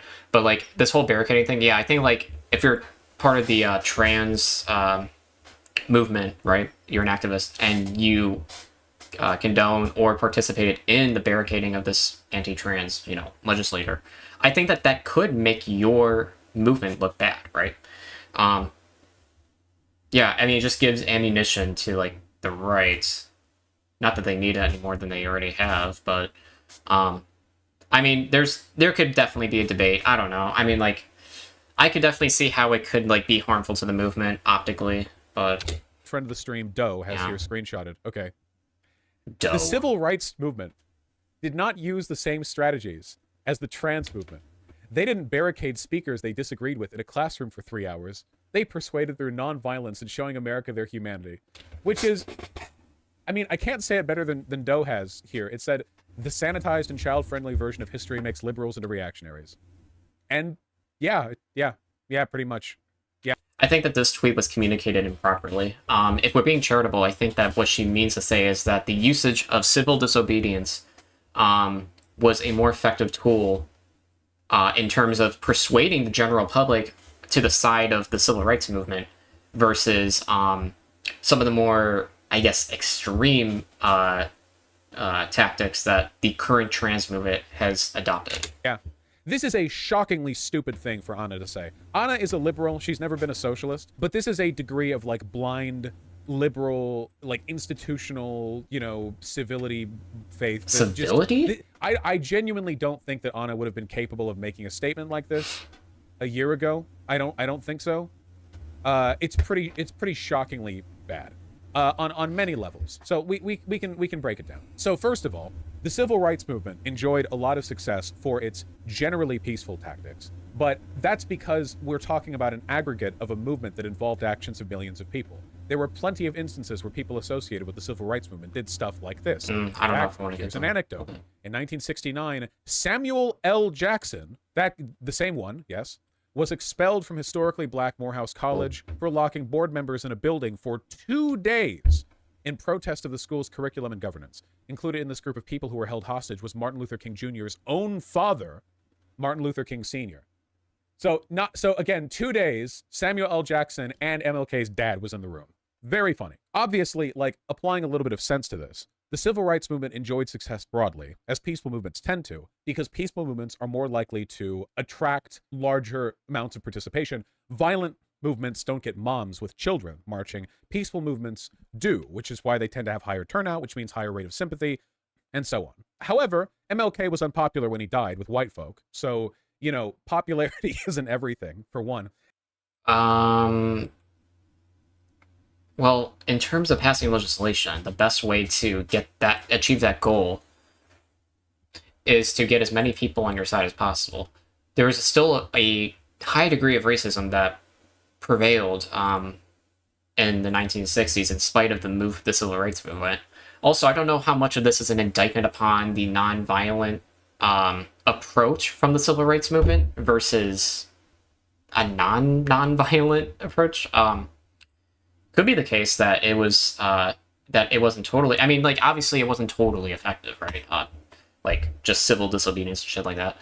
But at the same time, I don't know how much of that unpopularity that still prevailed can be attributed to the non-violent approach from the civil rights activists.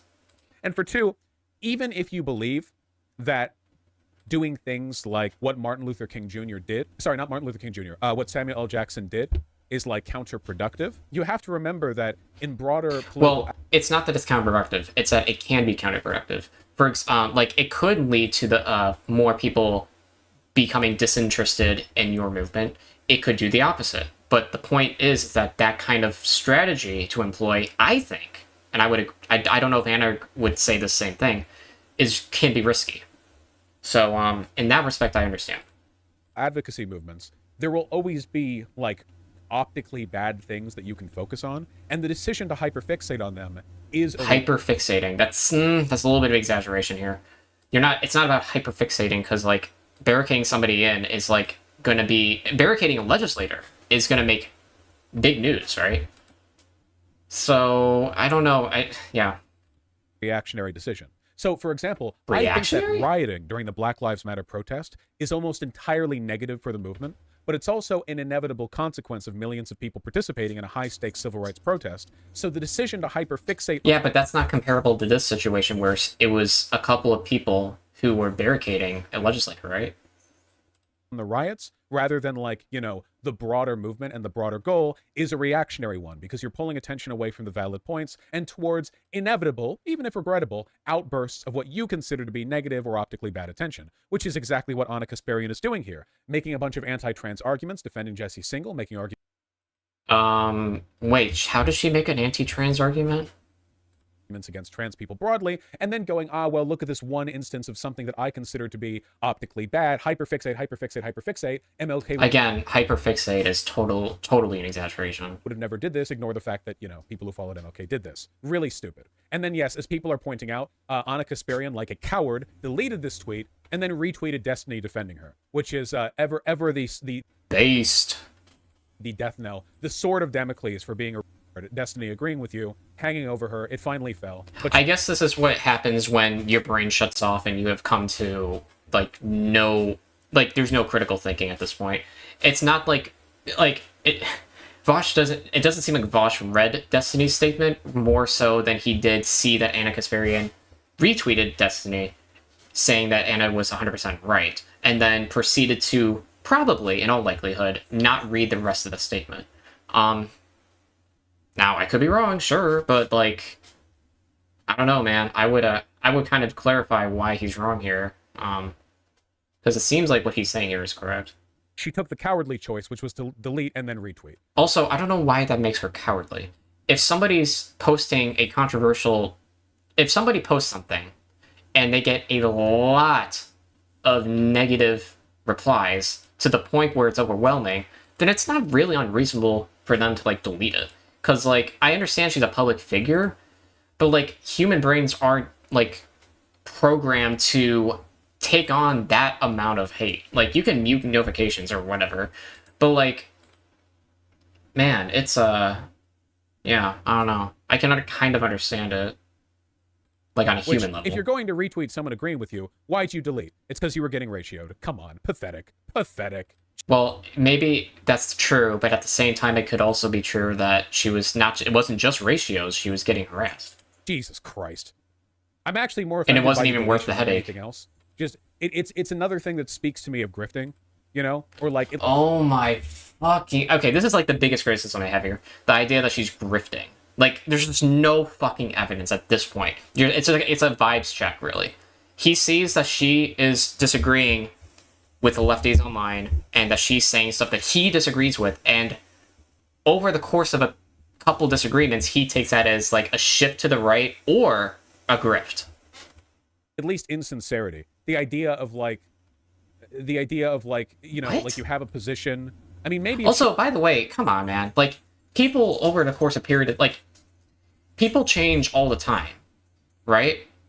Like, is it possible that she is genuinely having a like, self-reflection moment here, introspective, and re-evaluating her positions and, you know, relationships with people online, allies? Could it be an honest, like, sincere thing that's happening here? Sure. But, like, to immediately jump to, no, she's grifting, that would imply, like, her being disingenuous, which I don't think there's enough evidence for that. she had like phrased it in a super bad way, but she kind of like she retweeted a fundamental agreement with her point. So it's just weak. It's weak. It's weak. She's debated Ben Shapiro. I just expect more spine. Okay, she's done debates. This isn't like a faffy. Well, I think the dynamics there are a little different because with Ben Shapiro, she's obviously going to be arguing with him because he is a popular figure among conservatives. So maybe her approach with that was to get people who are watching Ben Shapiro to listen to her arguments, and maybe they'll be a little bit persuaded. Seems a little different. Essayist, you know? Oh, I know, Zan. So, in addition to this Twitter kerfuffle, Anna Kasparian, feeling perhaps politically disengaged, wandered and traveled the Parth to meet with great intellectuals where she might find sympathy for her views. She went to the Adam and Sid show. Wait, are we sure that that's what motivated her?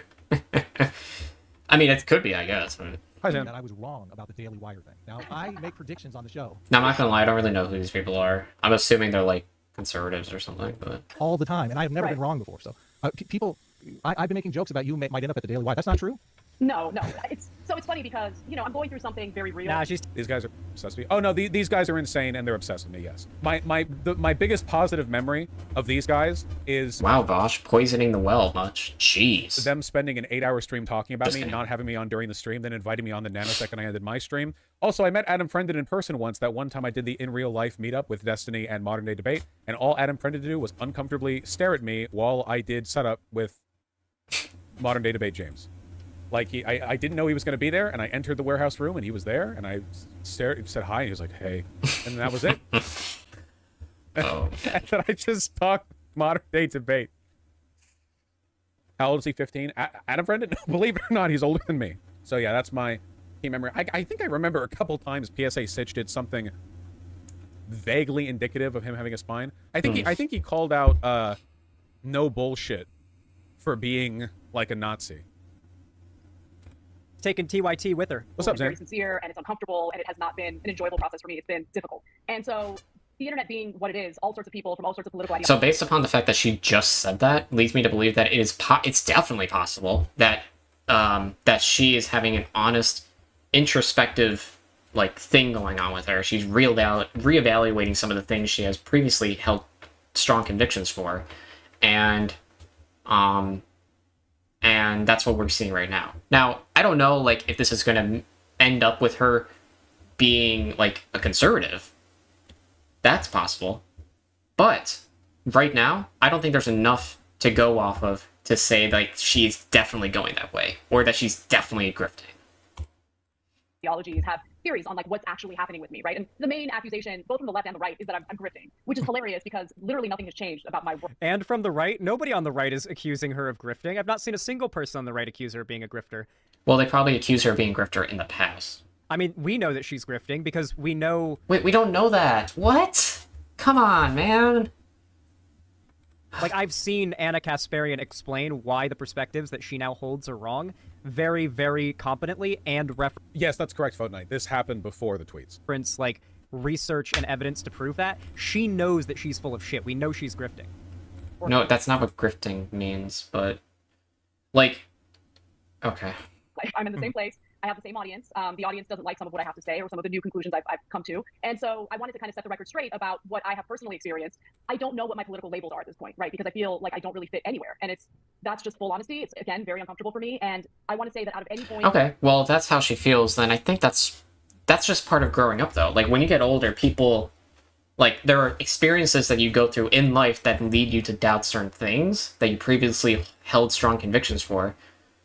And you may go down the path of reconsideration, right?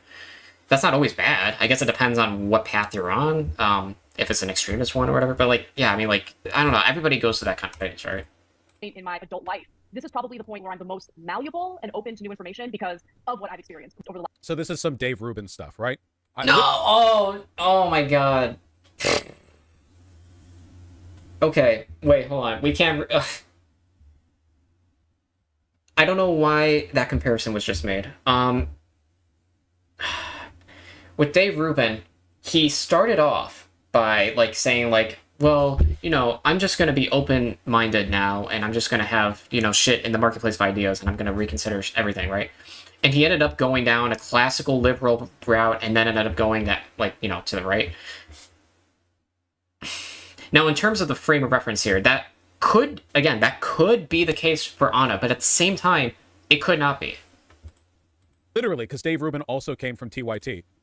I'm feeling politically homeless. Oh, I feel like I'm not part of either side of the aisle. Well, she said most malleable. And to me, that comes off like she's open to new, interpretations about shit. That doesn't mean she necessarily feels politically homeless, because she's still on TYT. My mind is open, and I'm absorbing all this info, and the left is being so intolerant and canceling me. Well, the left has acted hysterical against Anna. Like for sure, 100%. Yes. In fact, I can prove... Well, I don't know if I can prove it. But some of the comments made against Anna has been insane. Here, I'll let this play out while I find it.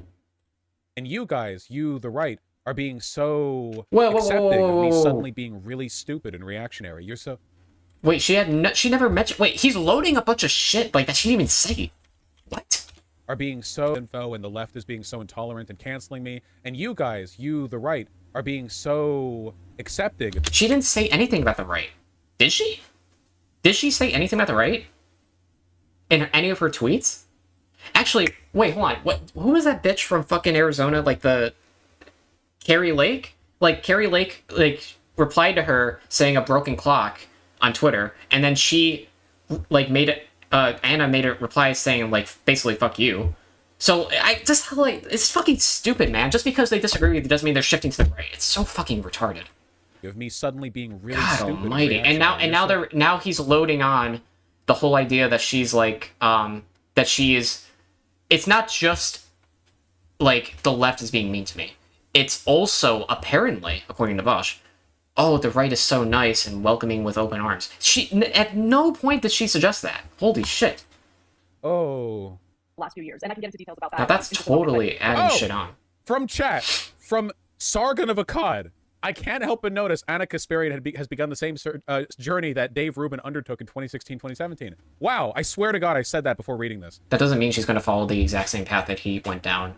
That doesn't mean she's going to end up being a conservative. It's possible. Now, I won't say for sure it's not going to happen, but it could be the case that that won't happen. I mean, I'm just saying, man. If I was Anna Kasparian, I read this, I would just end it all.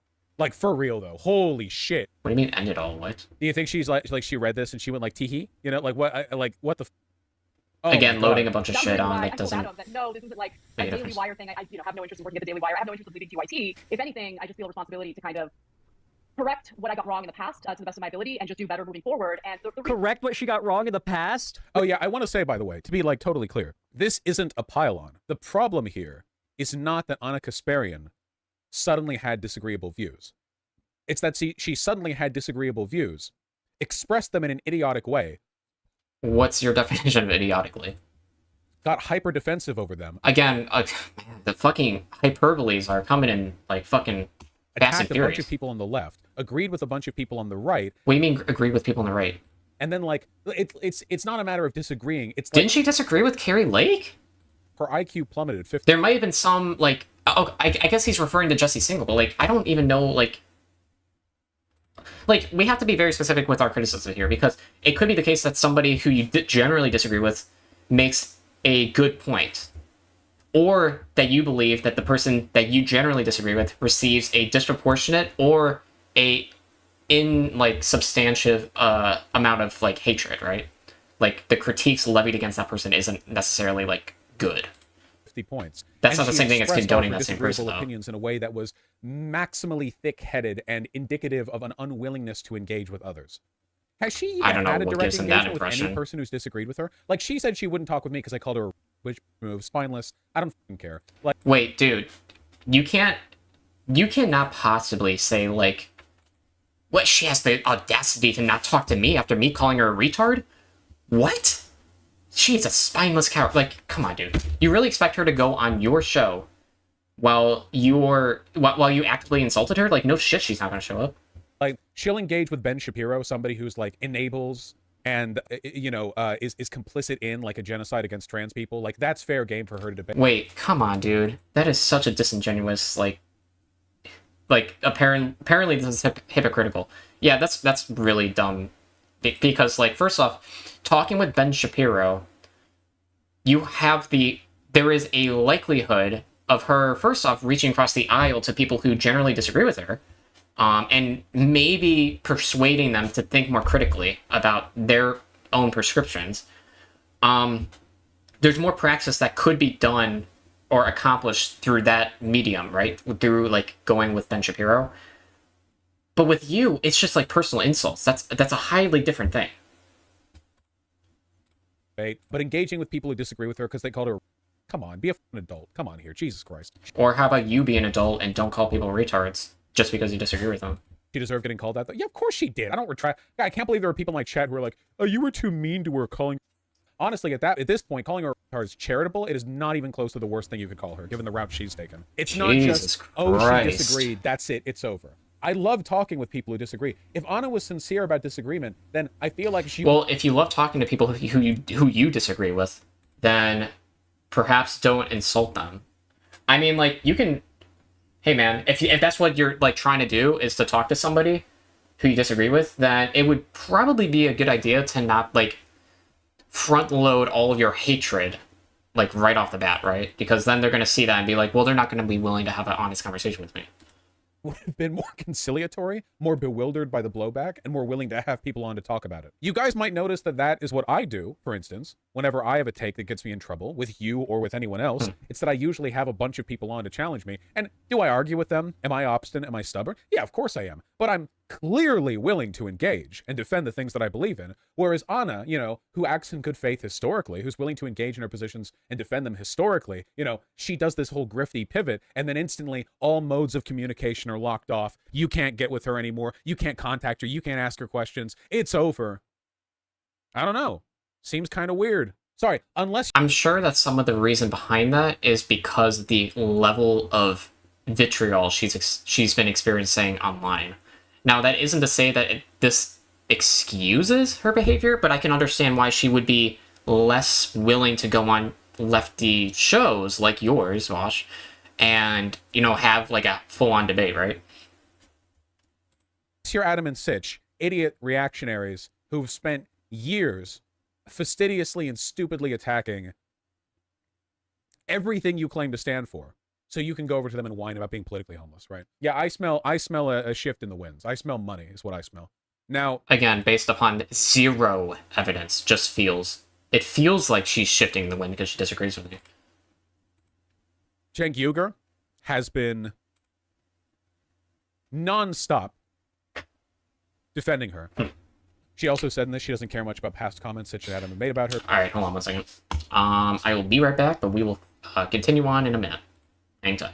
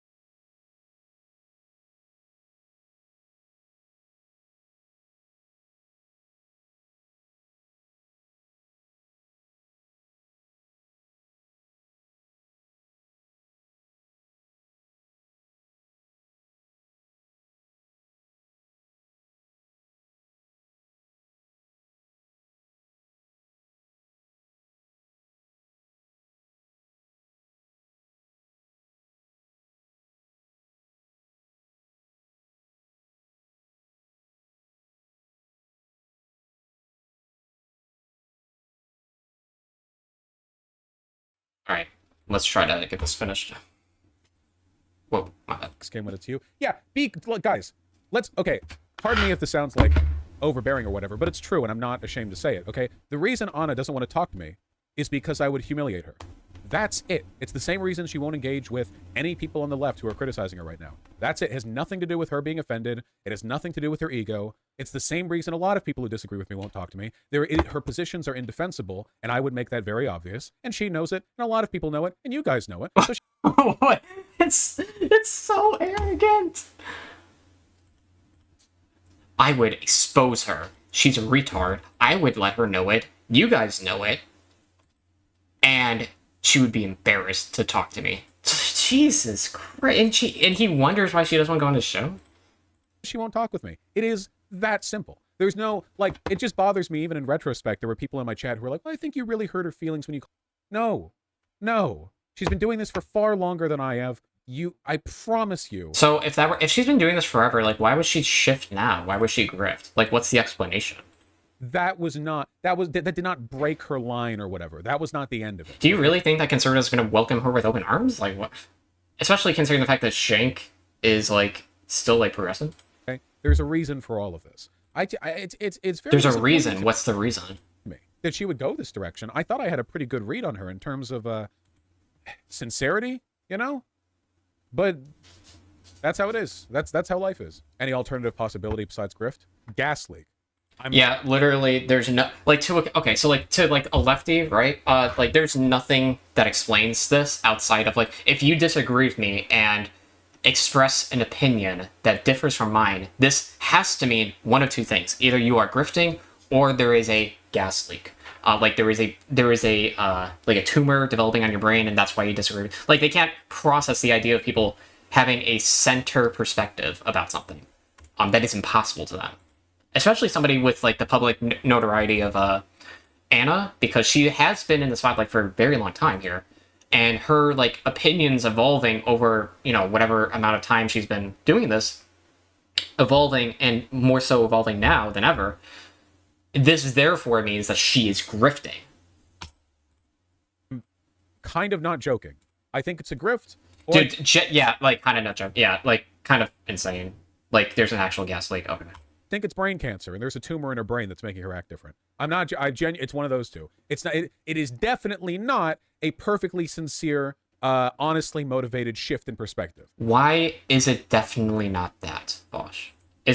How is it not a possibility that her opinions are shifting or evolving, if you want to be more accurate, because of like, out of a sincere effort of like, malleability. Like, people change over the course of their lives. Some people move left, some people move right, some people move to the center, some people are apathetic. I don't think that it's totally out of the realm of possibility that she is not, like, being introspective about her own, like, beliefs. It is something chemical, or it's grifting on a defended gas station. I don't even know if he believes that. The gas has taken over her brain. She was offended at the idea of having it's 100% not that. She's too smart for it to be that. You can't outsmart gas leaks. And I can't believe that this is an actual theory he's positing. Like, he said, I'm kind of not joking either. I'm sorry to say, I think I'm a smart guy. Okay, a gas leak's on a whole other level. Can't outsmart gas leaks. Can't outsmart brain cancer. Be a smart boy. It's not gonna get you around that. I'd show you all of Chenk's tweets, but there were like 50 million. They're basically like, it's the same thing. It's, wow, you're so tolerant, but you're like canceling us. Blah blah. But there's one other snag to this story though, which is a trans employee of TYT recently quit. Given the timeline here, it's an interesting concurrence, and I'm going to take a look at their video. Now, I will say this, okay? I don't know if I have the time to watch this shit. Oh, I don't know, man. Ben Carollo person has me blocked. So they're definitely a bad person. Kind of not joking. So what is with them and the arrogance? I'm not defending anything about them. I have no idea. They're a tanky. Yeah, that tracks.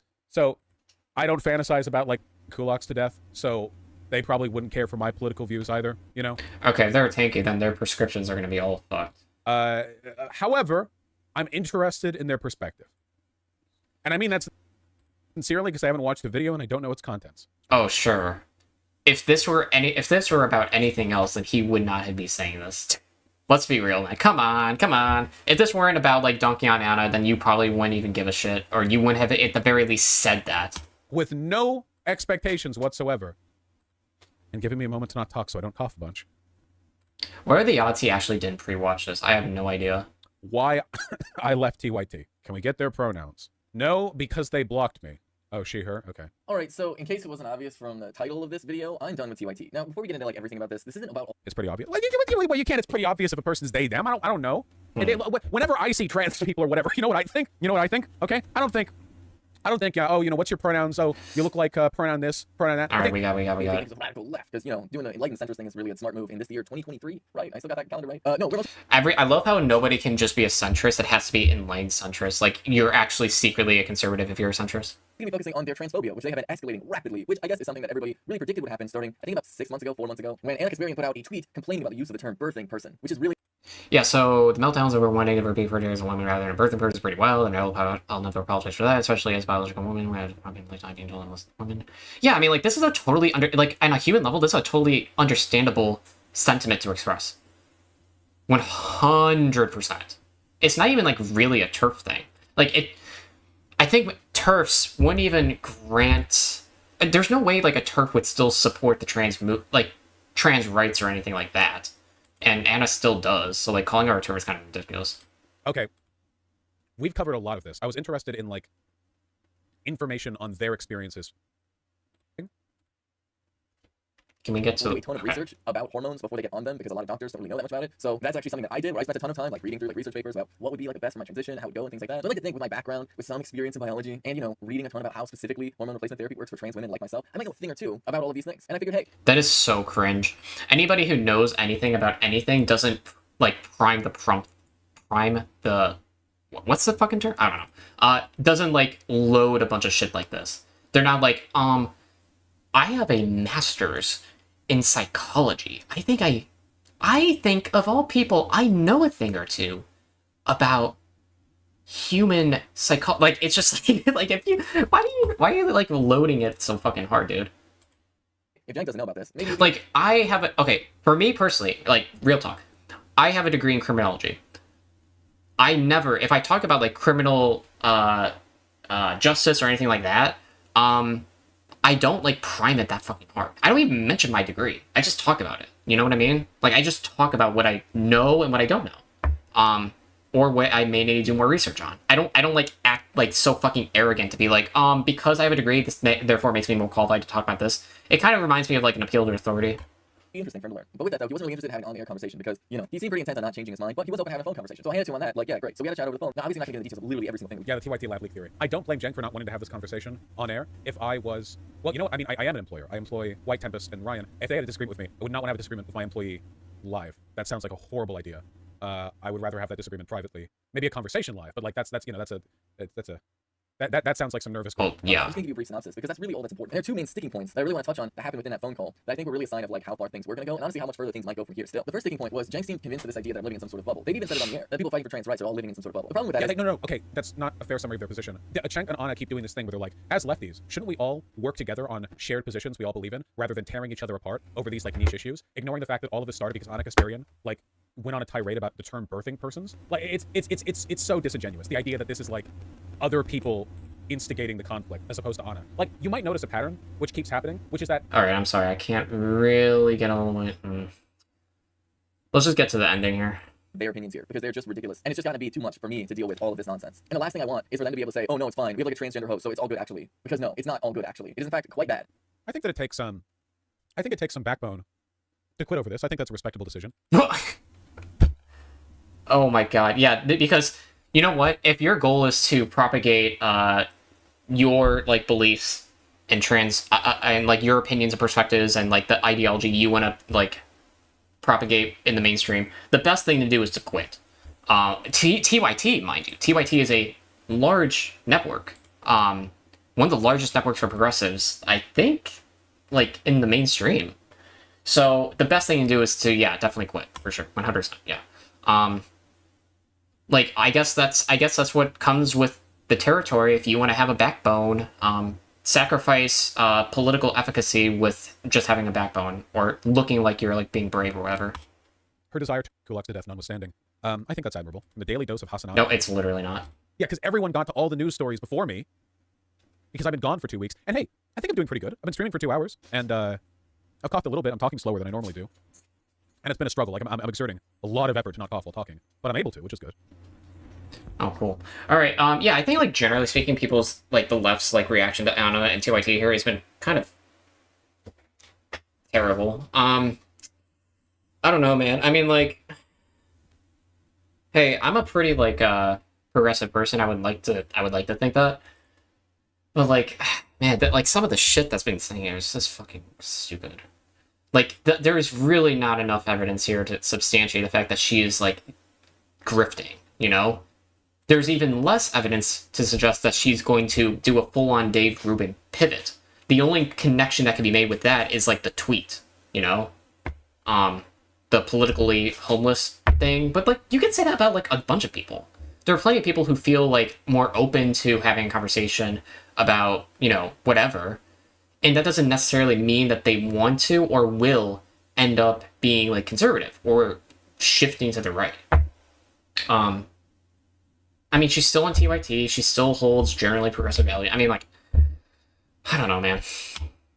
I guess we'll see what happens, but like, yeah, I mean, like, to make the claim that she's like grifting is beyond the pale for me. Okay, well, yeah, I don't know. There might be one more thing I'd like to cover. At least if I can find the tweet.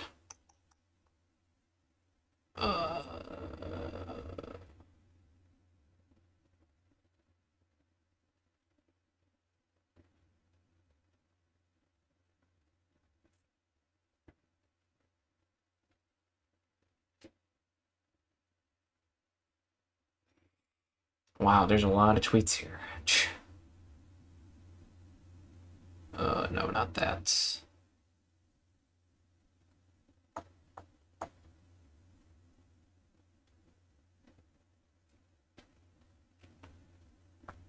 This was a while ago, I guess. Huh.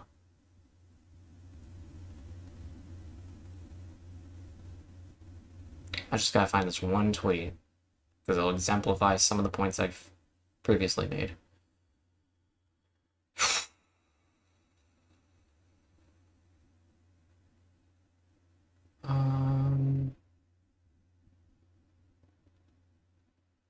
Yeah, right here, man. Here's what people need to get through their heads. Anna Kasparian was never on the left. There is no on the left. You are what you do. What Anna did was cynically leverage Rowling tier transphobic rhetoric she previously ridiculed to court a new audience. So look at this last one here. To court a new audience for her own gain. Based upon zero fucking evidence. The only evidence to this is the interpretation that she was leveraging Rowling tier transphobic rhetoric. Man, well, your perception of what is and isn't Rowling tier transphobic rhetoric is probably tainted by how far to the fucking left you are, right? Or to the right, I guess. It's just hilarious, man. Like, I swear to God, if none of this shit happened, then these people would still safely... Yeah, I've heard plenty of people, like, say that she was on the left. I don't know if he personally was one of these people. Maybe he wasn't. He was the one soldier that was bucked from the fucking orthodoxy. But, I mean, like, when we say somebody's on the left or the right, we are obviously referring to what they do, not who they are as an intrinsic human being. You are what you do, which is an accurate statement. And in this case, with respect to political ideology, if you are on the left, then it is a consequence of what you do, right? For the most part, I mean, like, generally, people who call you on the left, it's because of what you have advocated for or done politically.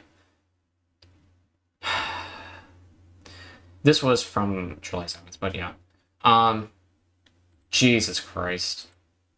It's just, like, funny, because now they're just, like, doing the whole Stalin erasure thing, like, where he has, like, that photo of Stalin next to the one guy, like, erased it, like, you were never one of us. So fucking stupid. Okay, I think that's about it. That's all I want to say.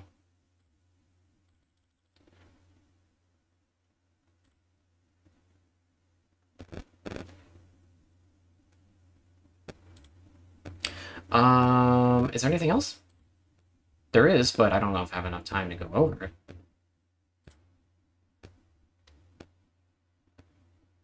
Oh yeah, I guess I'll just cover it really quickly. From the same guy, President Sunday. So this demented Keflin's Fault Reddit mod has apparently decided to systematically go around and try to torture my relationship with other streamers because, and I'm not even joking, I suggested to Vosh one night that he should strengthen moderation on his subreddit. These are the screenshots with Any, who by the way is fucking deranged. I guess Any has not liked President Sunday for a while. He's like, why are you pulling rank? That's so weird, you're a Reddit mod. It's not pulling rank when you were the first to try and force a dynamic. I don't really have the full context here. He did release, like, the full DMs or whatever, but, like, you know. I'm a million times more than a Reddit mod, which is hilarious because every Reddit mod in history has probably thought this exact same sentence.